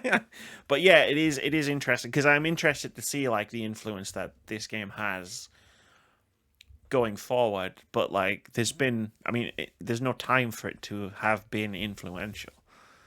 As much as I'm not one of those people that's like, you can't put a game from the last 20 years on your best games of all time list. Everything has to be like, no, put new games on there. But yeah, in a list like this, you kind of have to make them like be old enough to have caused influence to other things. Absolutely. With the state of video game development in terms of, it takes many, many years to put stuff together. It needs more than 12 months in order for it to have influence. Yeah, I love Baldur's Gate 3. I love Larian Studios, Sven Vinky. I love you, but no, I don't think it should. Not yet, anyway. In the future, yes. When we run this poll again later, I'm sure. Yeah, sure. Number 15, World of Warcraft. Sure. Solid. Yeah. Yeah. MMOs that can redefine themselves and keep on going and still charge people monthly basis, even though they may have lapsed and not played for many, many years. They're still paying that money. I mean, Ryan still plays it. Yeah. Yeah. Twice a week he still plays World of Warcraft. Still going. And yeah, again, I was there good enough. Like, I played the beta, I played the original release, I played so many MMOs that came out in World of Warcraft's wake that were trying to desperately be World of Warcraft in painfully obvious ways. Final Fantasy XIV was the MMO that I sunk my time into, and it was a lot of time over a very short amount of period. I gave my soul to that game. I gave my soul a wow. And and it definitely has a lineage of games of influence. So good shout. Definitely, like some of them are even very good. I remember there was this one called Rift. I think it was. It came out I'm talking like 15 years ago or so. That was really good. It was very WoW like, with some very interesting like classes. But like its gimmick was like there were rifts to that like other dimensions, and every now and again one would just open and you'd be invaded. It was great. You'd be like just doing your quest, and then all of a sudden, demons everywhere. I'm demons. You hear I think there was like a horn sound effect. You'd be like, and it'd be like, oh fuck, and they'd all just be coming in town. It's like all hands on deck. But yeah, World of Warcraft is definitely massively influential. Number 14, Metal Gear Solid. Metal Gear. I don't know very much about Metal Gear Solid. I never played the original. I have not played them, but I've heard it's very, very, very good. And I've seen people play through them. And in terms of Kojima-san is an author, and I'm sure their work has influenced many. In terms of action, espionage, and all that jazz, I couldn't pick out specifics in terms of maybe there's a lineage between that and Splinter Cell and that kind of thing. But outside of that, I'm not sure. Like, yeah, it's just this is one of those moments where I just have to say I am not qualified to comment whether this should be here one way or another. But I have at least the idea to play Metal Gear Solid Triangle, Snake Eater later on this year, and maybe they'll remake the original Metal Gear Solid. And once I have hands on with that, then maybe I'll be able to see this is the DNA for so much. Yeah. Wait, no. Yeah. This should have been higher. Number 13, Pong. It's Pong. It's OG, but makes sense. Yeah, it was the game, right? Like we played it in the natural history in the Museum of Science. I played it at home on one of those things where you got the two controllers with the knobs and a little screen. Yep, I had one of those too. It had no, mine plugged into the TV, but it was called a grandstand. Oh. Was it the one that had still all the different sports knobs that were all just yes, Pong? all six of them, but they were just all dip switches. Yeah, but it was still Pong. It was still Pong. Number 12, Tomb Raider. Yep, yeah, I can see that 3D movement in a like full 3D movement, like full 360 cameras. Like it's definitely where it started. Yep. Killing endangered species of animals. Yep. It was before Mario. Like, I'm sorry, exactly. Mario 64 fans, Tomb Raider got here first. And yeah, also like, murdering all the animals. Yes. And yeah, there was a lot of that. But even if you think in terms of just Uncharted and everything that's spawned into, yeah. She doesn't have a lot of tombs. I don't know. Like, she actually doesn't do a lot of tomb raiding. It's not Tomb Raider. It was Tomb Raider. She did it once. She did one. Okay, I'll let her off. There you go. Number 11, Tetris. Yep, it is the video game. Yeah. If chess is the best game in the world, then Tetris is the best video game in the world. Sure, yeah. Why not? I don't like it. Like, I'm just gonna throw my hands up. I don't like Tetris, but like, I mean, as a pack-in for the Game Boy, it was like sure. I mean, best thing. Everybody fucking played it, right? Like, yeah, it was the thing.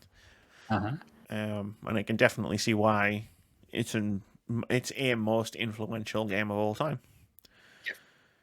Number 10, The Sims. Great shout.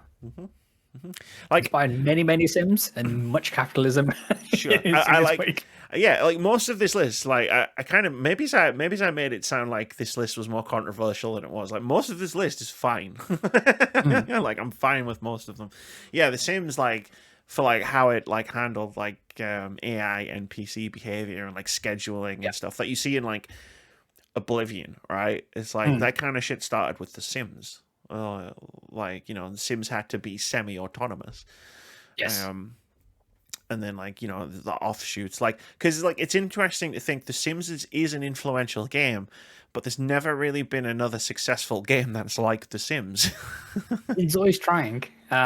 Its influence is more atomized necessarily than it didn't spawn its own genre with lots of different competitors and lots of different like people taking the idea. People took like bits of it to put into other like role playing games and dating sims in Japan and like were quite similar. Like I imagine that's a reverse. I imagine The Sims was probably inspired by dating sims. Yes. But yeah, it is interesting. And number 9, Half-Life 2. Yes. The first-person shooter. Yes. This was the first-person shooter everybody wanted to be. It really was, and yeah, like I've said on this podcast many times, I didn't get too far in that game, thanks to the bubble guts at Spurn when I had to drive that hovercraft. But I understand why we don't go to Ravenholm. That's all I need to know. I don't, but I'm planning to. Yes. It's on the list. I've never played Half-Life 2. I did play Half-Life 1 last year, and I get it now. Like, I was amazed by, like, picking that game up and thinking, it's an older game. Like, it's not going to feel as good as, like, something that's, like, slick and modern, because it's been a long time. It's been a long time since Half-Life, and then just being like, no, this is fucking great. Like, what the fuck? This feels like spot on. Yeah. I've played games in the last 3 years that don't feel this good. What the fuck? So I can imagine like Half-Life 2 is just that again. At number 8, Super Mario 64. Yep. Yeah. Amy, if you were to guess, what was the size of the development team for Super Mario 64? It probably wasn't that big, I would have thought, like, because it was 1997. It was. Well, it was either small or unreasonably large. And I'm going to Which go way are with you small. going? I'm going to go with small. I'm going to say it was like 20, 30 people. 15 people made Super Mario Yeah. 64. That's how they made games back then. It was. It's just that blows my mind. For how cherished this game is, and being a 3D open zone game, for want for a better term, and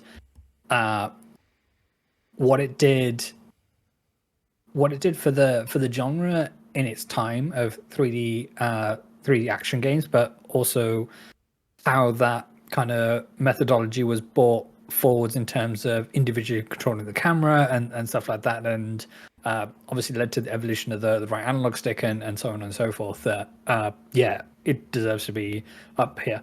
Yeah, like they built an analog stick for the game. Yes. And we all saw what happened there. Mm-hmm. But yeah, no, like it wasn't a lot like what I was talking about before. It wasn't Super Mario 64 wasn't like the first like full 3D game, but it was like the one that everybody played and saw and was like, "Oh, Yes. let me take what this game is doing into my game." Number 7, Vitz. Yes. Kingdom Come Deliverance 2. What are we doing? What are we doing? Game's like 2 months old. Exactly. How has he had time to influence anything? What happened here? Do you think there was some kind of alt-right grifter, like, Yes. box stuff Well, we've got to thing make that sure we Wolf missed? game doesn't win, so we're Yeah. let's pump this up. I don't know what the hell happened here. Like, I don't care to know. Like, I didn't think to like go down the rabbit hole, do my usual thing of like, let me find out why the fuck so many people voted for Kingdom Come Deliverance 2. I don't, but it still baffles me. Yes. What the hell did this game influence? This is a see me after class moment for everybody who voted for this. Yeah, this is like F minus. Like maybe they meant the first one. I don't know. Like I wouldn't say the first one was necessarily an influential video game, but at least it was old enough to actually influence something. That's it. Yeah. Even if it was just its own sequel. Kingdom Come Deliverance. Just it sticks out like a sore thumb. You look at everything that we talked about, like the last 10 games where we've gone, yeah, and then I look at the rest of the list and I'm like, yeah, I can see it. And then this game is just like, and I'm also here. Number 6, Minecraft. Yep. Basically 100%. like the survival game, right? Like The children, they yearn for the mines. they do. Apparently. I saw this week that the soundtrack has been inducted into a music hall of fame for preservation. Such as the prevalence of, if you consider how many people have heard this soundtrack play as they are messing around in creative mode or survival mode or whatnot. But yeah, this is the survival game that popped it off, and yeah, like it's incredible what it's been able to achieve, and obviously has gone on to amazing success, and now there's a feature-length movie that the kids are going crazy for, and the police have to be called to certain screenings because the kids are going so wild. Hey, at least they're enjoying it. Yep, this is the thing. But yeah. Yeah, no, like it's the game, right? Everyone's heard the oof. Yes. Which is different from the Roblox oof, which we don't talk about anymore. Ever since the video. Yeah. Yeah, it's interesting. Number 5, The Legend of Zelda: Ocarina of Time. Some say the best reviewed game of all time. Some say, yeah. Like Metacritic says that. That's not just like me making that up. Yeah, 100%. It deserves to be on here. That's not to say that other Legend of Zelda titles aren't influential. I'm sure like Link to the Past will be on there for my list, and yeah, but Ocarina of Time's just up the game, and we'll see if Nintendo actually remember that they made it one time and bring it over to modern platforms. Yeah, sure. One day. Mm-hmm. Well, I mean, you can play it. You can play it with a Switch Online plus expansion pack subscription. And it's probably a better way to play it than trying to emulate it on your PC, because Nintendo 64 emulation is not very good. And that is an understatement. But or you could just be like me and have both the cartridge and a Nintendo 64. This is true. But yeah, no, like like for everything, like sort of like quest design and that sort of like dungeon design, like the not just necessarily like going through a dungeon, but hey, this is the dungeon where you get the iron boots, and then you use the iron boots to solve the water temple, and you hate yourself because it's the water temple and it sucks. But yeah.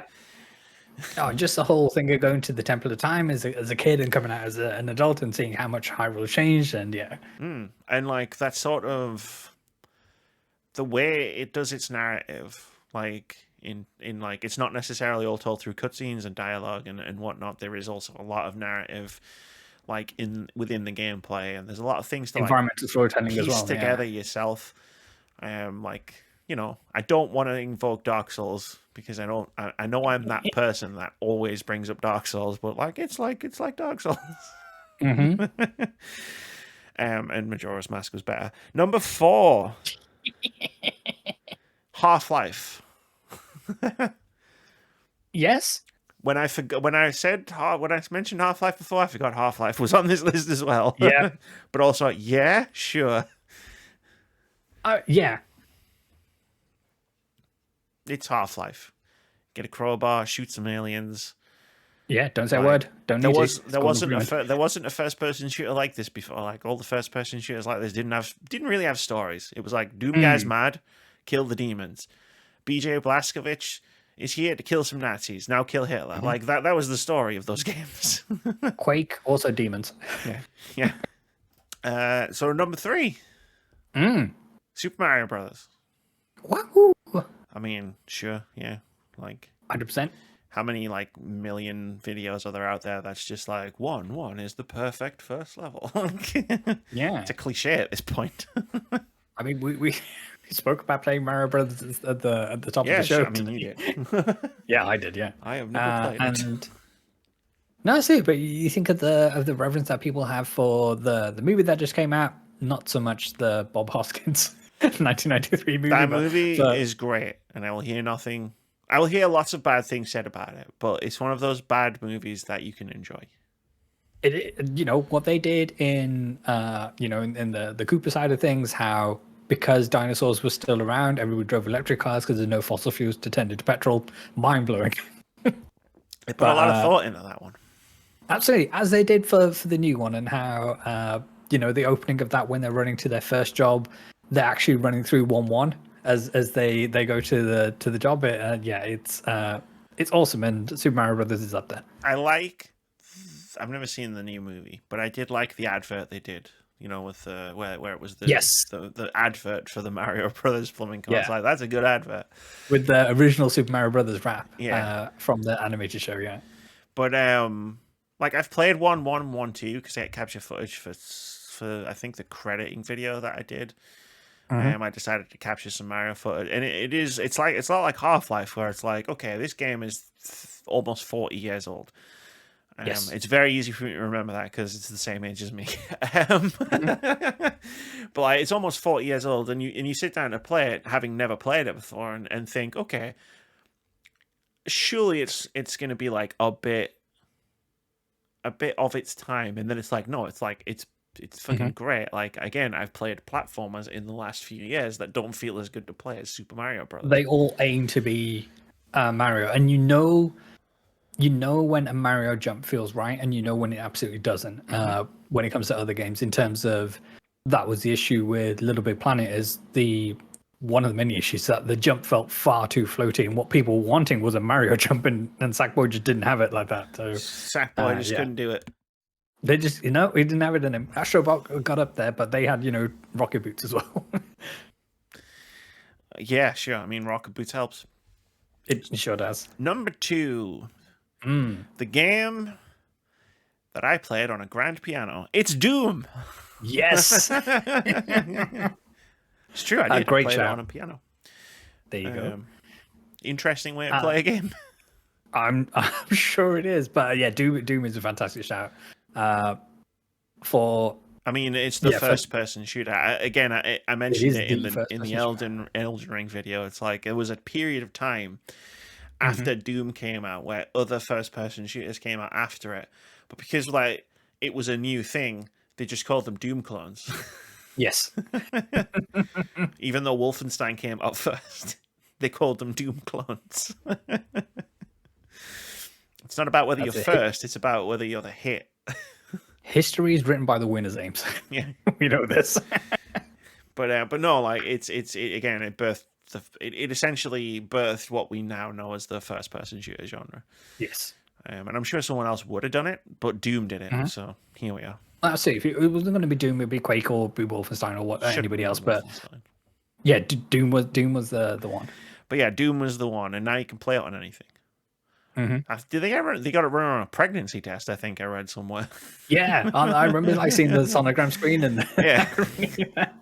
She's like, yeah, okay. Like I want to. You know what I'd love to do as a video, not like a video essay, just like for my essay channel. It's just like, how many different ways can I play Doom? Yeah, like on a scientific calculator. Yeah, it's just like I Stuff like played that. it here and I played it here, and it's like, you know, you start off and it's like I played it on PC, I played it on PS1, like blah blah blah, and then Play on a Casio watch. played it on my smart fridge, I played it on a calculator. Yeah. Like I'll find that piano again, I'll play it on the piano, like Uh-huh. played it on fucking my washing machine while I was waiting for my washing. That would be a really good video, actually. I'm gonna write that down. Number 1 is Shenmue. Okay. I'm largely unfamiliar with Shenmue. The only thing I know about Shenmue is glowing red orbs that come into you in the same way they did when in the early God of War games, when Kratos was fucking shit up, and then all the enemies would have these orbs and they'd come into him and they'd be able to spend them on upgrading your skill tree or whatever it was. That's all I know of Shenmue. Shenmue's like probably more so than Grand Theft Auto 3. The city, the open city like game. Really? Yeah. Okay. I believe it was before Grand Theft Auto 3 even. But like, and again, it was on the Dreamcast as well, which was a more powerful console than the PS2. Yes, I believe so. Yeah. So like its level of detail, it's like the way it approached like storytelling in an open world, as such as it was, like the technology required to make this huge open environment that you could explore as the guy. Dude in brown leather jacket. I haven't played it. Okay, it's on my Neither have I. list. I own all of them on my PlayStation, and they're on my list. I really want to play them. I never had a Dreamcast. It's Ryu something, I think, but you know, like, you know, he's searching for his father, but first he's gonna play this crane minigame. But yeah, no, it was like the game. Like I didn't play it, but like I did know Ryu about it. Hazuki. Yeah, that was it. Like I did know about it. Like it was impossible not to know about it. Or Ryu, sorry. When it came out. Which I believe it came out in 2001. 99 was the original release, maybe in Japan, and then it came maybe later on. Shenmue 2 was you're right, 2001. Shenmue 2 was 2001, so definitely beat Grand Theft Auto 3 out by like years. For some reason, I thought 2 Shenmue was City in 2010, and then Shenmue Shenmue 3, which I 2019. remember people making a song and dance about at the PlayStation E3 conference, 2019. Yeah, It's a big deal. Shenmue was a big deal. But yeah, no, apparently, yeah. I am in that case. Yes, sorry, I was thinking it came out in 2001. It definitely was the first sort of like open city. So it's a prototypical video game. yeah. It's like the prototypical. It was probably also. I don't know again if it was the first one that did this, but it was definitely the one that popularized QuickTime events. I would imagine that was the game that did that because it had a lot of QuickTime events in it. so its influence, obviously, its most obvious thing it influenced was obviously the Yakuza series. Yes, I was going to say, yeah. But I imagine it had some influence on Grand Theft Auto. I'm surprised that there are a lot of omissions in here for me, but I imagine obviously with the public vote that people did vote for them. It just didn't make the top of the list in terms of something in the RPG space, which is kind of like Shin Megami Tensei, Persona coded, and that kind of thing. Whether there's a in Japan, yeah, I think, yeah, or like anything remotely Pokemon to say. But then I guess while we have, according to various different lawyers, Pokemon clones, in terms of pushing the RPG genre forward, like Pokemon Red and Blue did something, but then it's kind of been the same game or like had light iterations on it kind of thing. I mean, yeah, sure, there are like monster collecting games, right? Like the fucking the From Software RPG, Enchanted Arms was a bit Pokemon, and World of Final Fantasies are a bit Pokemon. Like Pokemon's huge in terms of like its audience. Yes, but like, and again, I only played the most recent one. Like, take my opinion with a grain of salt. I don't I've know. only played the oldest one. I don't know if Pokemon is necessarily like an influential game. Like, yeah, that's my my thought on there. But I thought in this game where popular titles just seemingly make the list, even though they come out 2 weeks ago, I thought the fans would have got a Pokemon right? game in there. Yeah. Exactly. Yeah. I think another omission, because I mentioned Far Cry 3 already. I think another interesting omission would be Deus Ex. But I get why it's omitted from like a poll of public opinion, because again, it wasn't like a huge seller, but like every third game developer seemingly was inspired by this game. It seems like the only people that bought it were game developers. Yes. But like the way it's like immersive sim, its sandbox, like the way its world fits together, like it influenced so much like that came after it. Like I would say, like, if I hadn't have voted for Dark Souls, I probably would have voted for Deus Ex. That's like the one that's like right at the forefront of my mind. In terms of there's a bone in Dragon me that Quest, but again, like Dragon Quest would be the one on here as well. Or what was the there was an RPG that inspired basically all like of Japan to make things like Final Fantasy and Dragon Quest. Harvest Moon would be up here for me as well. Was it Wizardry? Sorry, I'm just thinking out loud. You talk. Yeah, no, that's fine. Harvest Moon would be one for me for inspiring, Stardew Valley, and I think there's definitely lineage between like Harvest Moon and Animal Crossing as well. And from that perspective, a part of me wants to see like a Gran Turismo on here, but aside from Gran Turismo clones, I don't think there's too much that it quote unquote inspired. It definitely inspired people to take their visuals up to a next level, especially like on PS2, and there was such a leap to Gran Turismo 3 and how for the time photorealistic it was. Sure. And but I mean, in terms of a racing game is how you show off your new hardware.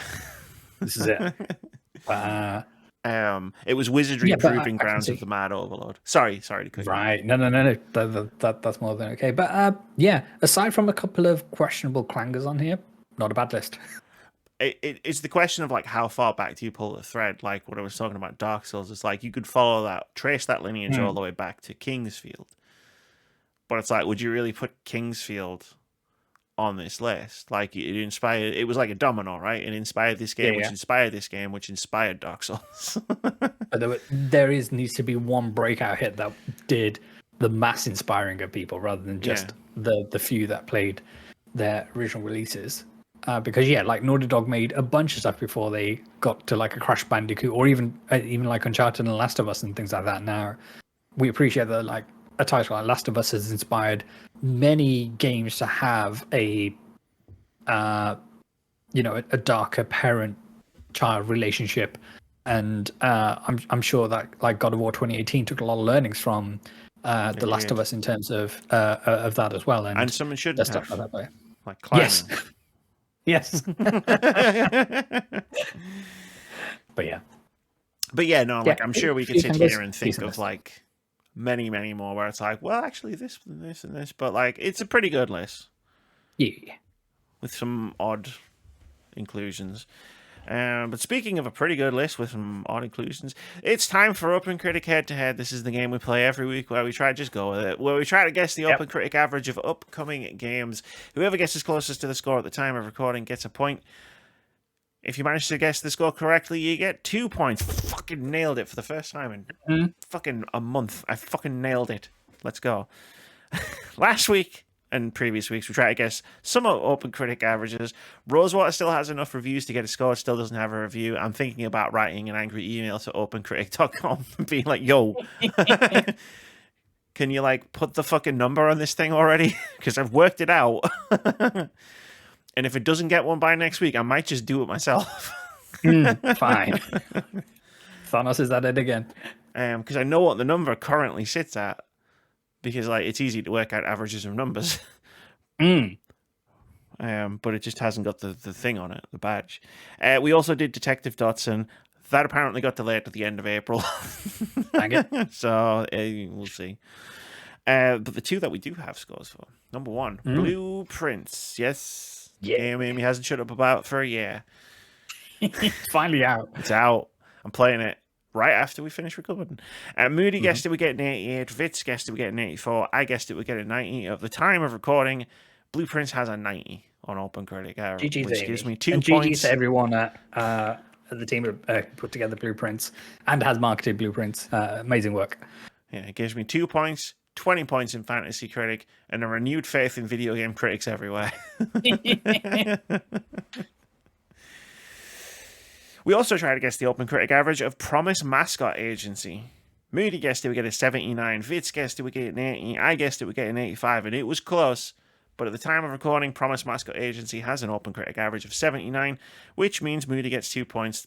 Faith in all video game critics lost. Yes. I'm just kidding. You dashed my hopes quite expertly, sir. It lasted 20 seconds. Looking forward to digging into both of these games. I've been excited for both these games for a while. As my entire Atomfall review will say, like, it doesn't really matter what it gets on OpenCritic, it just matters what you think of it. Yeah. But that means that the current scores are at Amy 6, Vitz 11, Moody 13. I've knocked my phone over. On my keyboard, is everything still working? Yes, it is. And draws are on 1. Yes. Well, that was fun. Big week for me in Fantasy Critic. Really is, yeah. When I saw Blueprints as a score, I was blown away. Like, whoa. They finally figured out that they could give things a 10. It finally happened. But yeah, no, I'm looking forward to playing Blueprints. Like a lot. Like I've got a notebook ready. It's going to be a whole thing. Absolutely. And there's an introductory offer for those getting it on Steam where it's 10% off at the moment. Buy it. It's on everything, I think. Yes. It's on Switch. I don't know. Doesn't apply to me anymore. Unknown, but it's definitely on PlayStation. And it's definitely on Xbox. It's definitely on PC. On Xbox and PlayStation, it is on their various services. So PlayStation Plus and Game Pass. Yes, it is on those. Or you can do the right thing and buy it. Yes. Buy video games, everybody. Anyway, we got in trouble for this. Next section last week. Do we want to get some scores for Tempopo? Oh shit, we've got a game. I forgot Tempopo was coming out. Tempopo, yeah, we're gonna guess Tempopo. I saw it at the last second. That's why I was like, no, you're fine. I can't edit on my phone again for some reason. So that's all right. I can type the scores in. Tempopo is the next game from Witchbeam. They made Unpacking. They sure did. One of my favorite games of all time. It's amazing. You should play Unpacking. Tempopo. Yeah, psychedelic soundscape in the sky. Puzzle through the season by conducting chaotic Tempopo to rescue musical flowers. Design and populate your melodic garden, and then let the music play. Sure, I'm into that. 84. Put me down for an 84. Nice. The action is on me. I'm going to go with an 82. And the one and only David Mark Moody has gone for a 79. He sure did. Yes. And just quickly, Now, yes, you're right. We did get in trouble for the next section. We've got the pizza bet going for how many of our most anticipated games will release. Out of 40, there are currently 13. Just thought I haven't mentioned it for a while, so I thought I'd bring it up. I bet that I said 26 games would come out. You said 33, and Moody said 35. Moody is a madman. Yes. But we love him for it. And yes, so it's time for Moody's Time to Shine. Moody was not impressed with Moody's Time to Shine last week. I don't know why. I thought we nailed it. Me too. This is what we said. He had a different view. He was like, "No, what the fuck was that?" And we were like, "Perfection. That's what that was." We high-fived the sky and everything. We did the whole thing. We lived long and prospered, and we told everyone they were cool or whatever. Like, I don't get it. Like, what more do you want? What do you want from us? Join the podcast. Yeah. Don't take a holiday. How about that? Yeah, exactly. Cash me outside. How about that? Be here, and maybe you could do it the way you want to do it. We've chosen to do it differently. Anyway, with that being said, high five the sky. Live long and prosper. Yes. He's gonna be really mad this time. Nailed it.